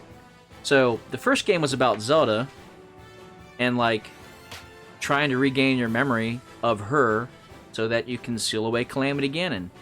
And then you go through all the memories, you find out more about your relationship with Zelda, how obviously it was tenuous from the start, right? And then you find out that they actually grow to appreciate each other because Link ultimately sacrifices himself for her, and there's kind of like that hint of love there. And she goes off and kind of redeems her negative feelings toward Link by having him sent to the Resurrection Chamber. Spoiler alert, right? I think everybody knows it by now. And going and returning the Master Sword to its pedestal in the Lost Woods, and then confronting Calamity Ganon to seal him, or at least check his power over the next 100 years. Then you free her, and it's just beautiful, right? You're like, oh, okay. That's like A New Hope, Star Wars original trilogy, right? Ends on a high note, there was a princess in distress, even though she's a strong princess and she could take care of herself. Checking the box on that one so no one gets mad at me. Right? And then you're rewarded at the end. Kind of like the medal ceremony in Star Wars. So, good high note. So the second game is going to have to leave you on a cliffhanger if I think they are going to do this Triforce trilogy. They're going to explore the villain. You're more interested in Ganon. So we can obviously see from the trailer that it's about Ganon, or about this evil entity that controls Calamity Ganon. You're going to find out more, but you're going to have to end on a cliffhanger if they're doing a trilogy. Kind of like Empire Strikes Back. So there's going to be some conflicted relationship thing there. There might be more darkness involved with respect to the royal family, or how it ties into the Gerudo tribe, or what everyone talks about online, like the Zonai tribe, and and I'm thinking kind of like, this will be like a perfect time where, like in Twilight Princess, they had like the Twilight tribe, or the Twilight, however you want to say it, Twilight, which Midna's a part of. That'd be like a great entry point for her to kind of be like this third wheel to like that relationship between Link and Zelda. Something might happen to Link, something might happen to Zelda, something might happen to, my hypothetical thoughts on if Midna gets shown up in the game or something. And I would say that explores more of like the power element. And then this is way down the line, so my thing is like maybe they're going to finish up with the courage. Maybe like when there's a Switch Pro or something in the distant future or something. I don't know, right? And that'll be like the conclusion of the Triforce trilogy. And, that whole investment of the Breath of the Wild engine and like those gameplay mechanics and everything would have been fully explored in 3 games with that actual like story. And I think that's why Aonuma wanted to rethink the conventions of Zelda. Like I think with Miyamoto, it's like it's not about the story. It's not about the story. And we get that. But with Aonuma at the helm, and he has a deep understanding of like the timeline and the lore. I mean, just look at the map of Breath of the Wild, all the names of places and stuff. They have a deep understanding of like lore, you know what I mean? And like the history of the Zelda franchise. I'm thinking that this is his opportunity with his team to like paint a beautiful picture, and it ties in together, and something very satisfying. And that's ultimately what I'm hoping it's going to be, is like they do a trilogy, wisdom, power, courage, with interesting characters, more story driven. We were introduced with it the first game with exploration. Now we understand the mechanics. They can go more down the story path, and I'm looking forward to see what they can do there. So for this second game, it's dark, just like that Empire Strikes Back Star Wars type of comparison. I think that they'll end on like a cliffhanger or some like revelation. I think introducing another female character that can vie for the attention of Link would actually be kind of like a cool way of doing that.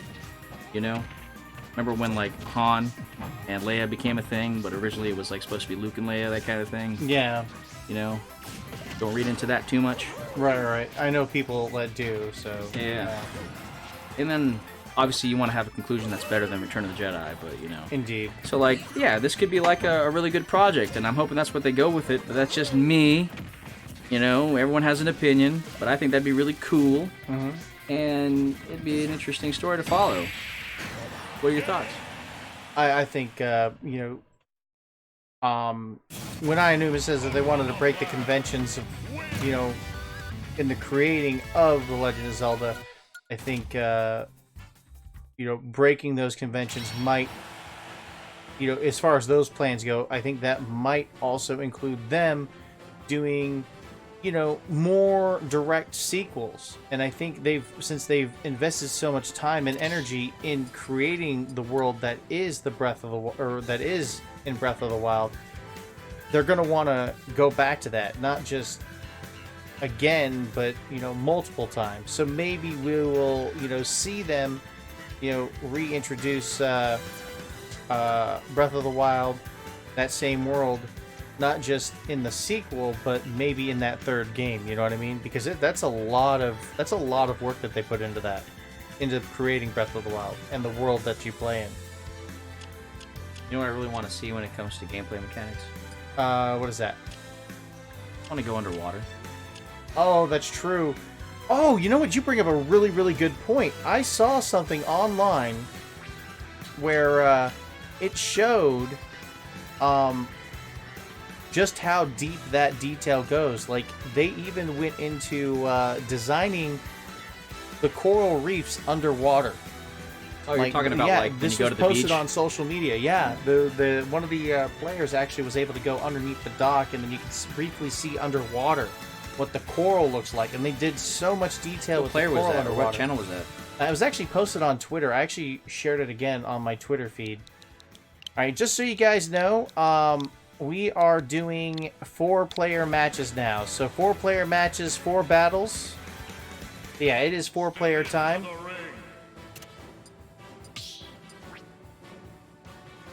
All right, there's the arena code, guys. For those of you that need it, it's 0x0DM. That is the arena ID. Is the chat dying? It happens. No worries, dude. Don't worry about it. But the live stream's alive. Yeah, the live stream's still going. That exactly right. All right, we got 5 players in. We've got Awesome Man, Luis XD, Augusto 19, and Donovan. Welcome, guys. All right, so you guys will be 4 players, 4 matches. So this will be your first out of 4 matches to begin.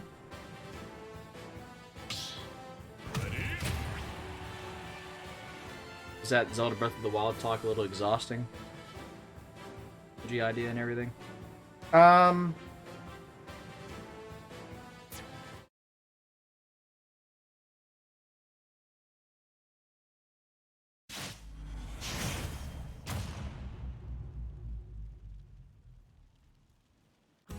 Three, two, one, go!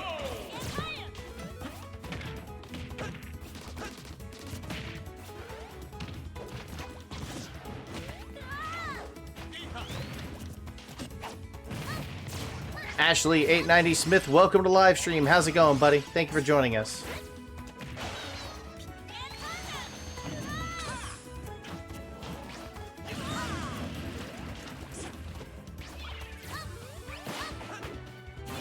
Are you picking order or chaos for this upcoming Splatoon? I was gonna go with Team Order. Yeah, I'm gonna go with Team Order for Splatoon 2. What team are you gonna be on? Well, I'm on order. Did you already pick? Oh no, I did not pick yet. Well, I picked, and I'm ordered. I just Marina, man. So what's the dialogue like between between Pearl and Marina? Have you seen that yet? I have. I'll save it because you haven't done it yet. Oh, okay. And I know you're gonna do a live stream of that sometime. Yeah, yeah. Oh, we'll probably do that next week. Why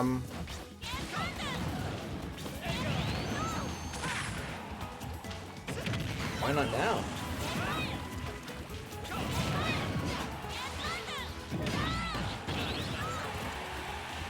I don't know. You know, normally when I do a Splatoon 2 live stream, I usually do it right at 9 p.m. But we're doing Smash Brothers right now, so I'll probably have to save it for another day.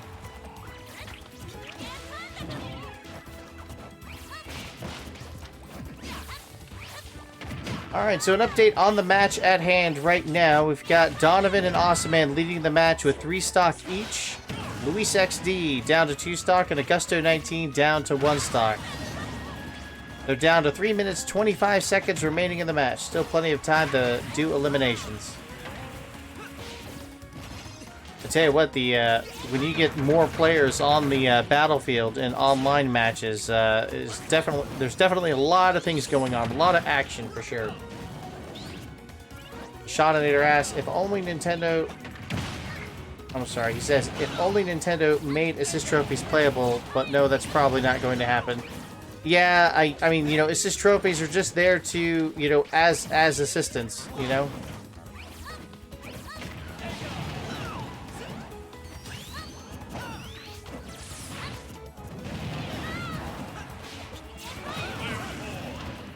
Alright, Augusto 19 is down. It's now down to Luis XD, Donovan, and Awesome Man. Each player down to 2 stock each. Did you join the next one there, Octo George? Awesome, dude. Can't wait. Alright, just a heads up, guys. We are doing 4-player matches, 4 battles, so... Whoa! A nice execution by Luis XD there with that PK Thunder, knocking out Awesome Man and Donovan to the right side of the screen. Luis now leads the match with 2 stock. Oh, you were playing online earlier? Yeah, no problem, Octo George. We'll get you in here, buddy. Darkboy05, welcome to live stream. How's it going, dude? Thank you for joining us.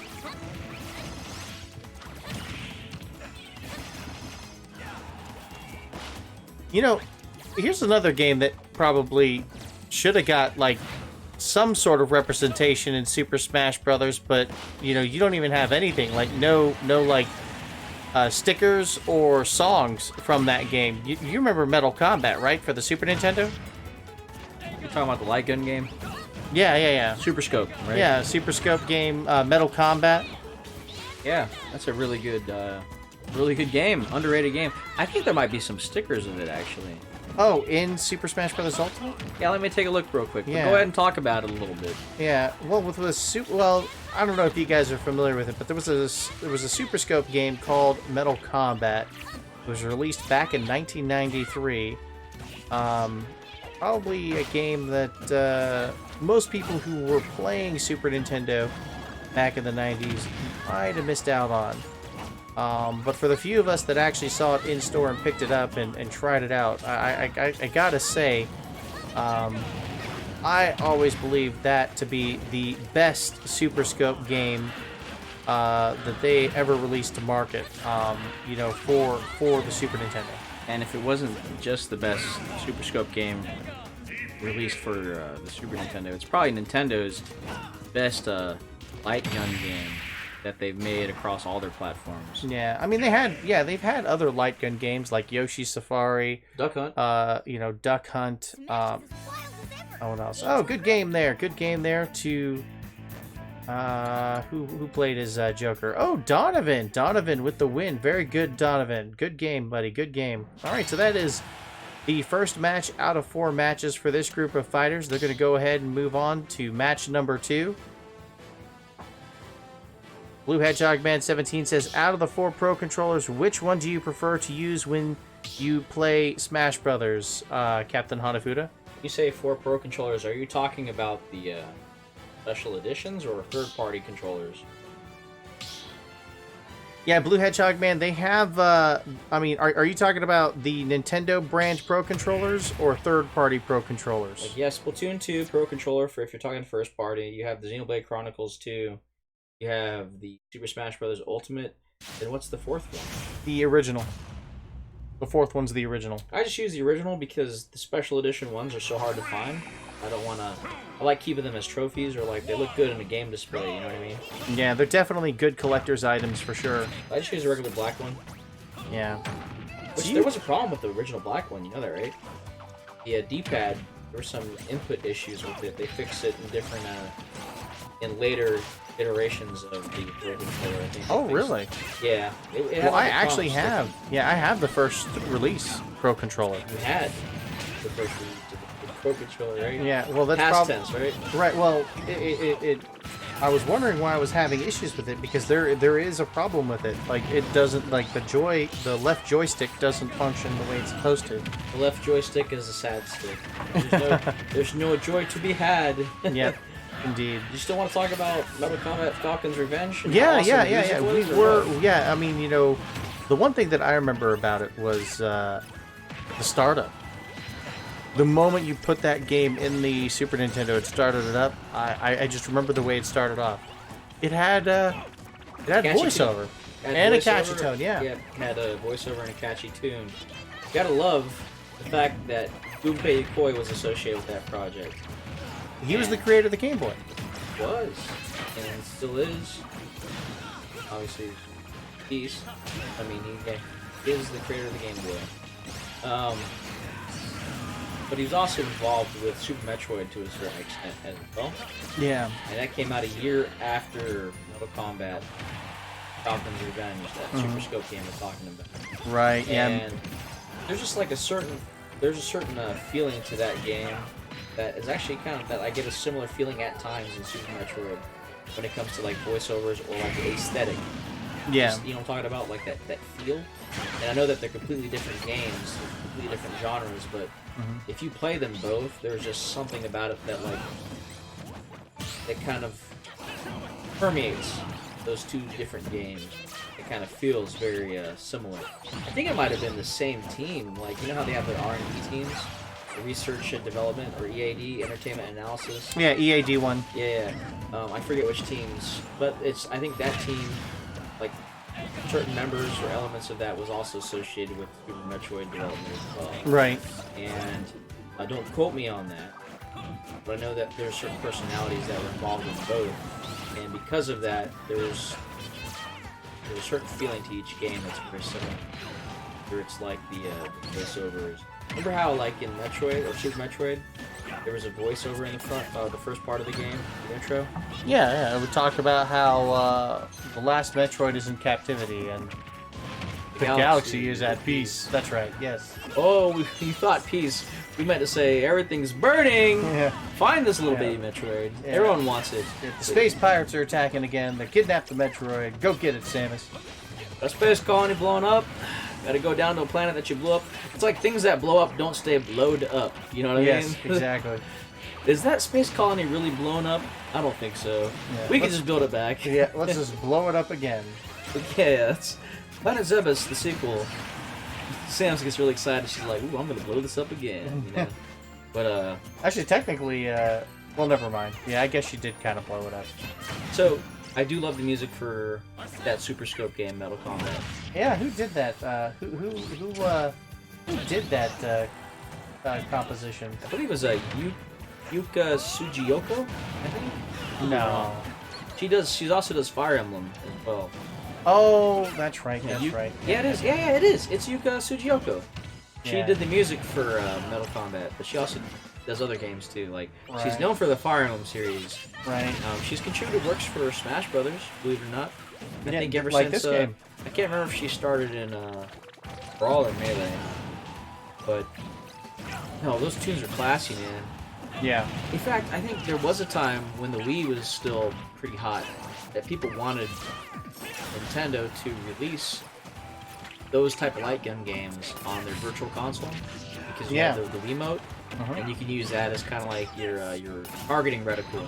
Right. But it never happened. It never happened. It was a perfect opportunity. Yeah, they did it with Duck Hunt. Duck Hunt was released for the Wii U Virtual Console. Yeah, but man, I know it's like Metal Combat is a quick play, but it's fun. I love the story. It was surprisingly deep for a Super Scope game.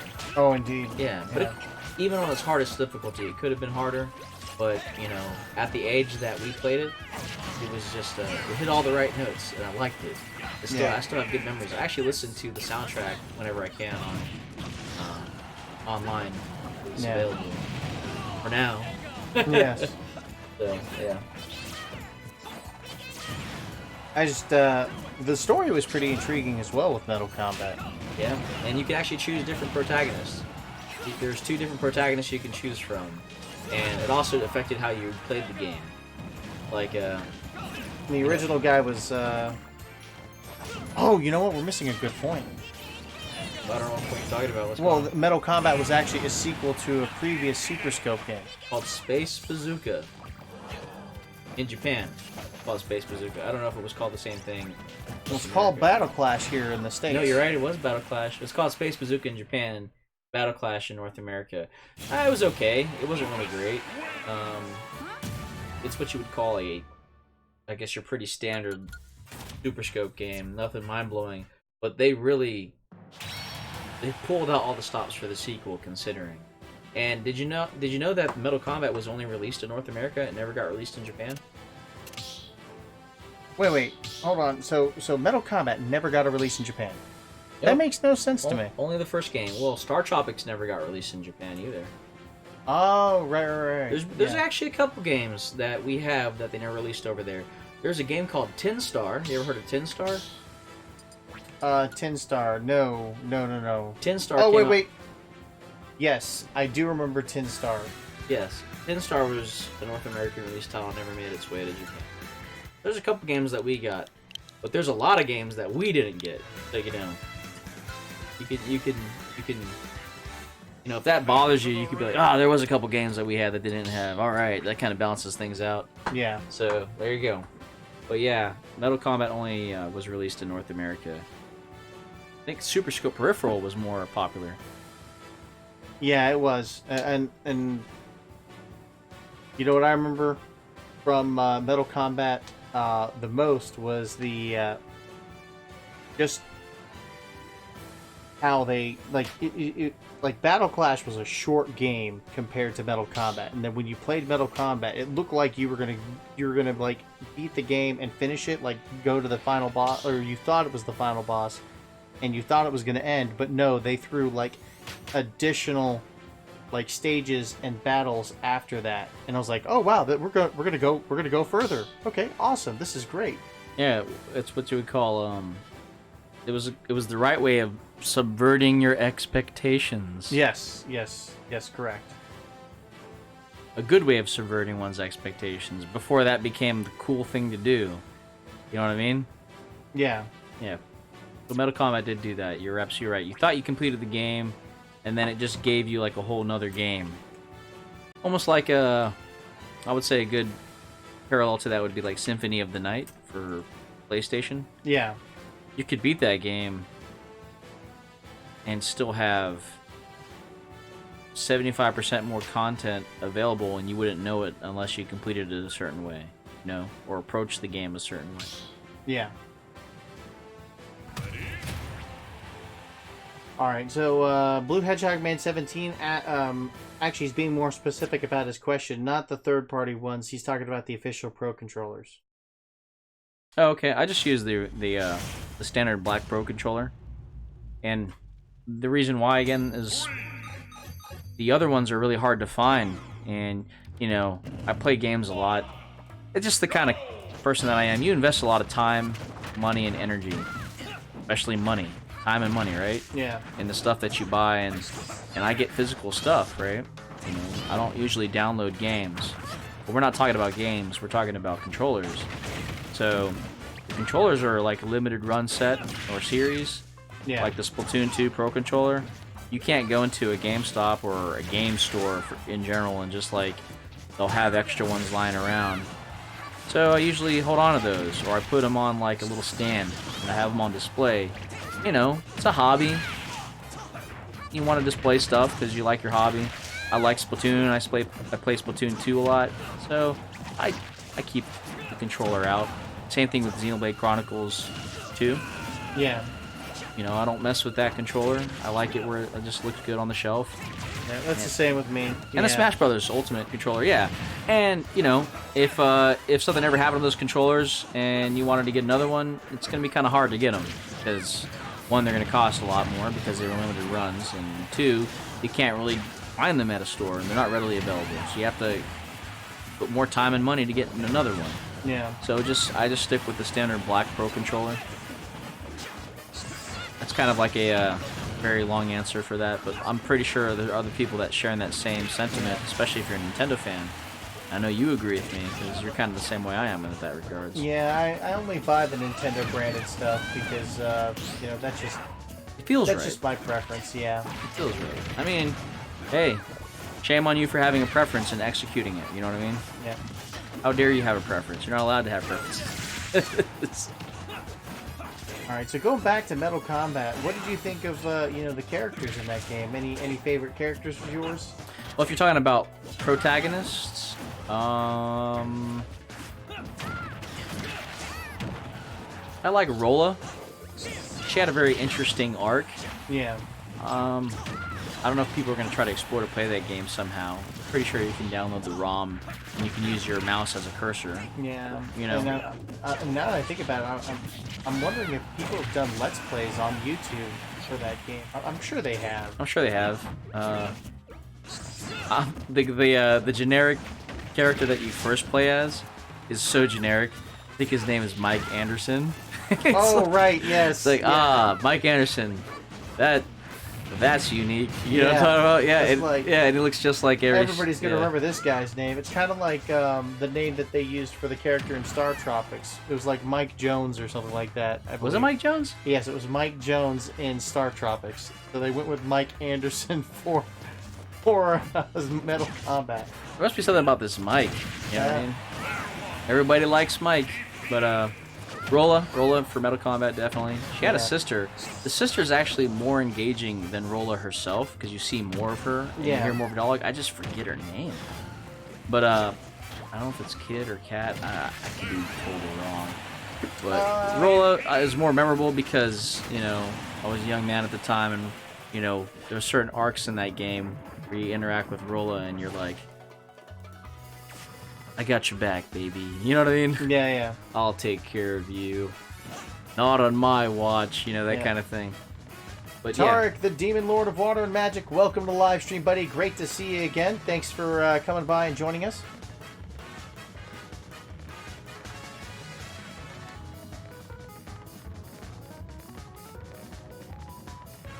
so Blue Hedgehog Man asks, so in your personal preference, do you prefer Splatoon 2 controller over the other three? I like the color. I think there's more design. Yeah, I agree with that. Blue Hedgehog Man, good assumption.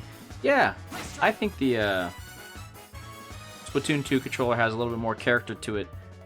I like the neon green and the pink, the hot pink, right? And also there's elements on the controller like between the grips that has kind of like the splats, kind of like put into the transparent mold. So yeah, it's got a lot of character. So yes, Blue Hedgehog Man, I would prefer the Splatoon 2 controller over the other three. I just would not play the controller.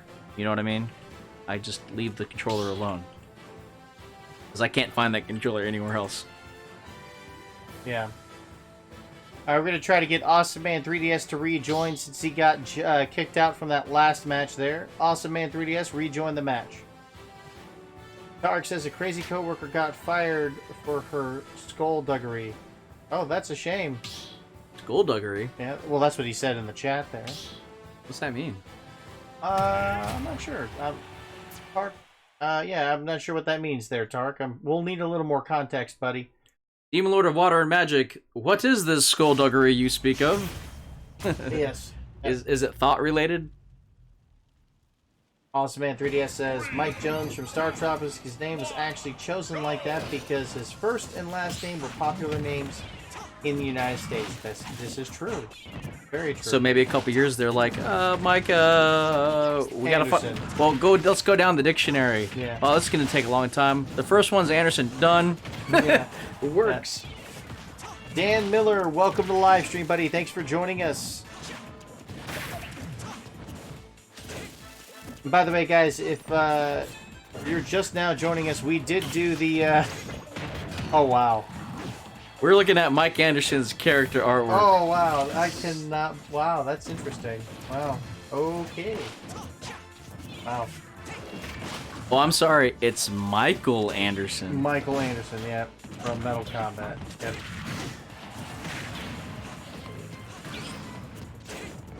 He almost looks like a Street Fighter kind of character, doesn't he? He does, yeah.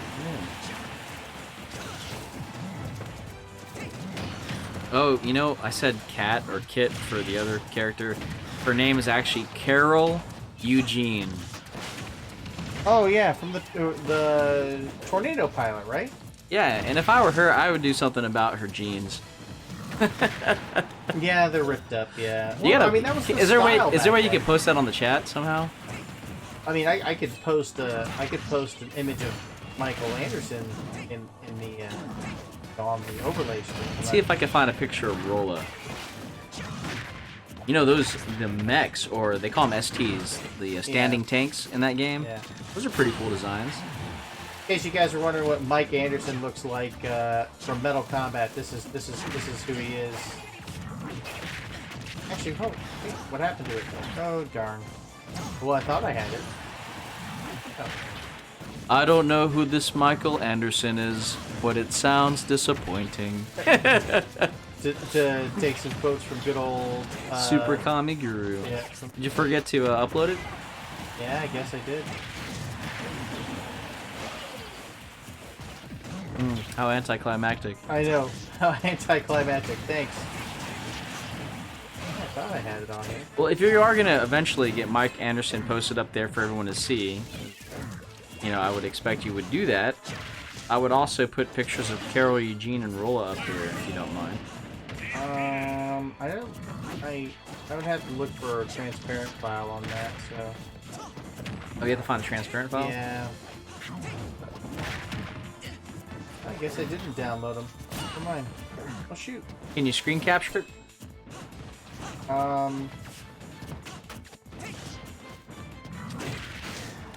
Don't mind us. Yeah.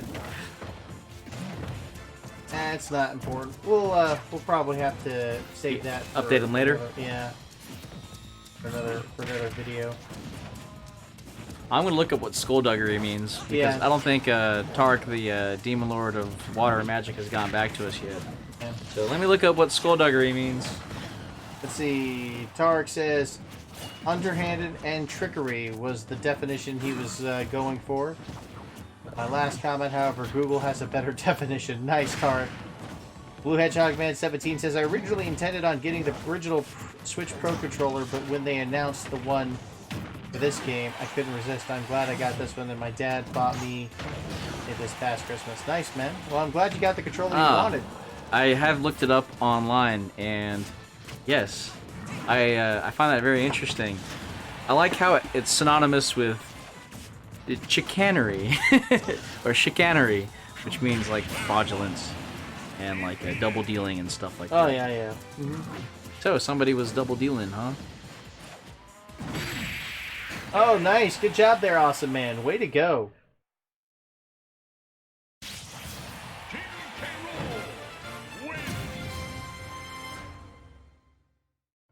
All right, so good job, awesome man. Way to go, buddy.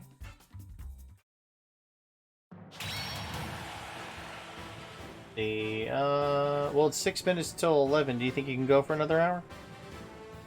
Let's do how many hours of live streaming? 3 hours of Smash Brothers? Yeah. You want to try another game? Well, I'd have to, whoops. Yeah, don't start the match yet, guys. Yeah, wait until all the players get into the arena. Well, I guess we'll just make this the last match. I'd have to change the metadata, so it's just better to end the stream. Okay. But I still got a lot of people that want to play, according to the live stream chat. So let's pull the chat. Who is joining us right now who has not played yet? Anybody? Go ahead and post a comment in the chat. Let me know if you have played or you haven't played yet, but you do want to join us. So yeah, let us know. Goku Black, welcome to the live stream, buddy. Thank you for joining us.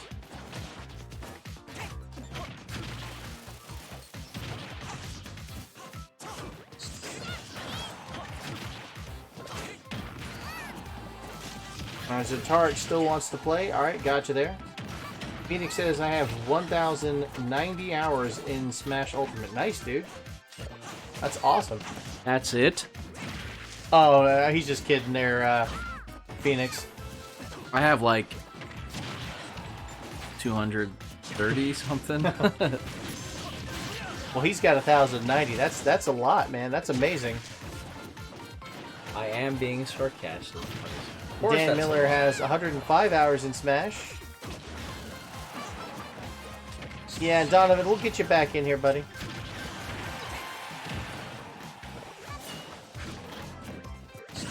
Wow, actually, compared to some of our previous Smash Brothers live streams, we actually have a very small audience watching tonight.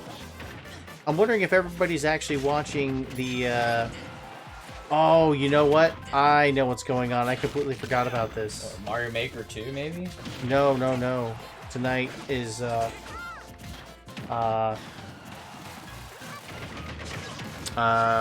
shoot. Oh, never mind.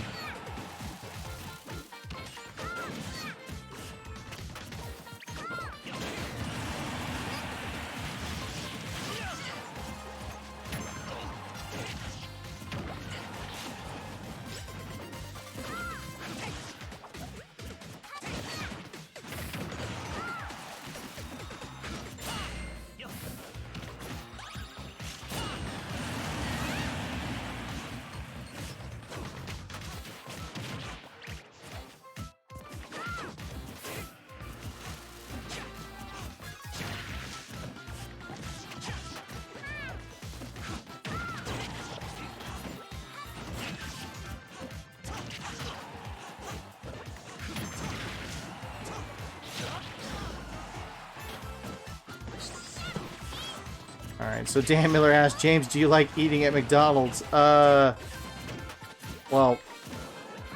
I mean, I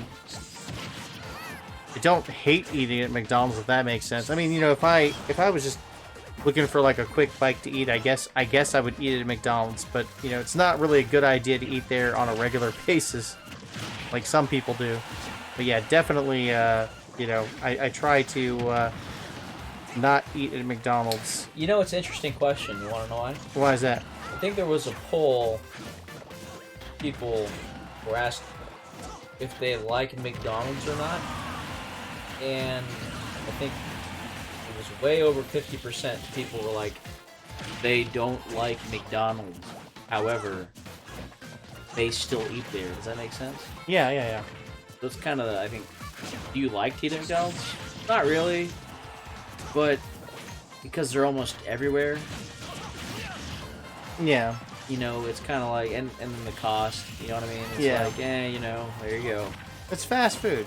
Yeah, it's You fast know? food. It's not food, Yeah. but food's probably stretching it. Yeah. Yeah. It's like this is food. Are It's fast. you sure? It's fast. It's fast something. You know what I mean? Yeah. But like, you know, it's cheap. It's cheap, and there's a lot of locations that are conveniently located. Yeah, I mean, I get like it's everywhere, you know, and people will go there because hey, it's convenient, and yeah, fries aren't too bad, I guess. Even though they're probably like the worst thing you could put in your body or something like that. I don't know. Cotton Pop says, if you're ending the stream at the 2-hour mark, may I suggest a raid target? I mean, only if you're finishing soon. You know what? Since I did poll the chat just now, and we didn't get a lot of... Oh my gosh, another communication error. You know what? I think that's just telling us that we should probably wrap up the stream, so... Yeah. Alright, guys. Yeah, I mean, the lag is, yeah. Somebody disconnected. Alright, guys. We're gonna go ahead and pick a raid target now. It's already 11 p.m., so... Guys, thank you so much for coming by and participating tonight. It was awesome of you guys to hang out with us. Alright, but let's see here. Who is live streaming right now and who can we raid? Let's raid another live streamer right now. Who can we raid tonight? Got a lot of potential raid targets. Let's go with Koromora. Koromora live streaming Splatoon 2 right now. Sleepy Splats. Stand by, guys. I'm going to hook you all up with the link to her live stream that's in progress right now. So those of you that are fans of Splatoon 2, you guys are probably going to want to hang out and join her tonight. Do you want to play with Sleepy Splats? Well, let's see here. Let me think.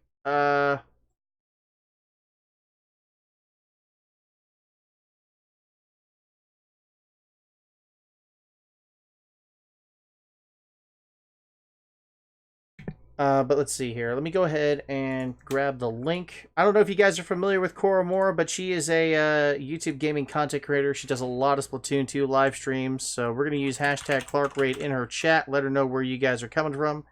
Yeah, put ClarkRaid in the chat, please. Name of the channel is Koromora. We'll go ahead and type that in the chat as well. Here's the link to her live stream in progress. Yep, head over there, guys, and use hashtag ClarkRaid. There's a raid here. Oh, we're getting a raid. Oh, man, we're getting a shiny shack raid. Oh, man. Welcome, guys. Welcome to live stream. Dang, Cat Noble, subscriber to the channel right at the end of the live stream. Guys, I am so sorry. We are actually getting ready to raid another channel, but it is really cool of you all to come by and raid our channel tonight. Taxes, rage quit. Yeah, I know, Jadez. There's nothing we can do about that. If they rage quit, they rage quit, buddy. So we've got Cat Noble, Cornbow 73, Shiny Hunter Impatient. Who else do we have joining us in the raid? Well, welcome to all of you. Thank you for joining us. Yep. And we're actually getting ready to go raid Koromora right now. Here's the link to her live stream that is in progress. She is doing Splatoon 2. Use hashtag ClarkRaid in her chat. Let her know where you all are coming from. And Octo George 1101 is absolutely right. It is time to go raid, guys. Head over there now. Hashtag Clark Raid in the chat. It's Koromora live streaming Splatoon 2. Guys, thank you to all of you that came by and joined us on tonight's live stream. I really appreciate it. If you guys enjoyed this live stream, smash the like button. Remember, your likes and comments definitely help the channel grow. And if you're new to my channel, please subscribe. Hit the notification bell next to it. That way you guys can be notified when the next live stream is posted. Now, we'll be returning with another live stream in the future. So, guys, make sure you hit that notification bell. Alright, guys, go raid Koromora. She's live streaming Splatoon 2. Hashtag Clark Raid over there in her chat. Anyway, guys, have a great night. And we'll catch you all at the next live stream. Take care, everybody.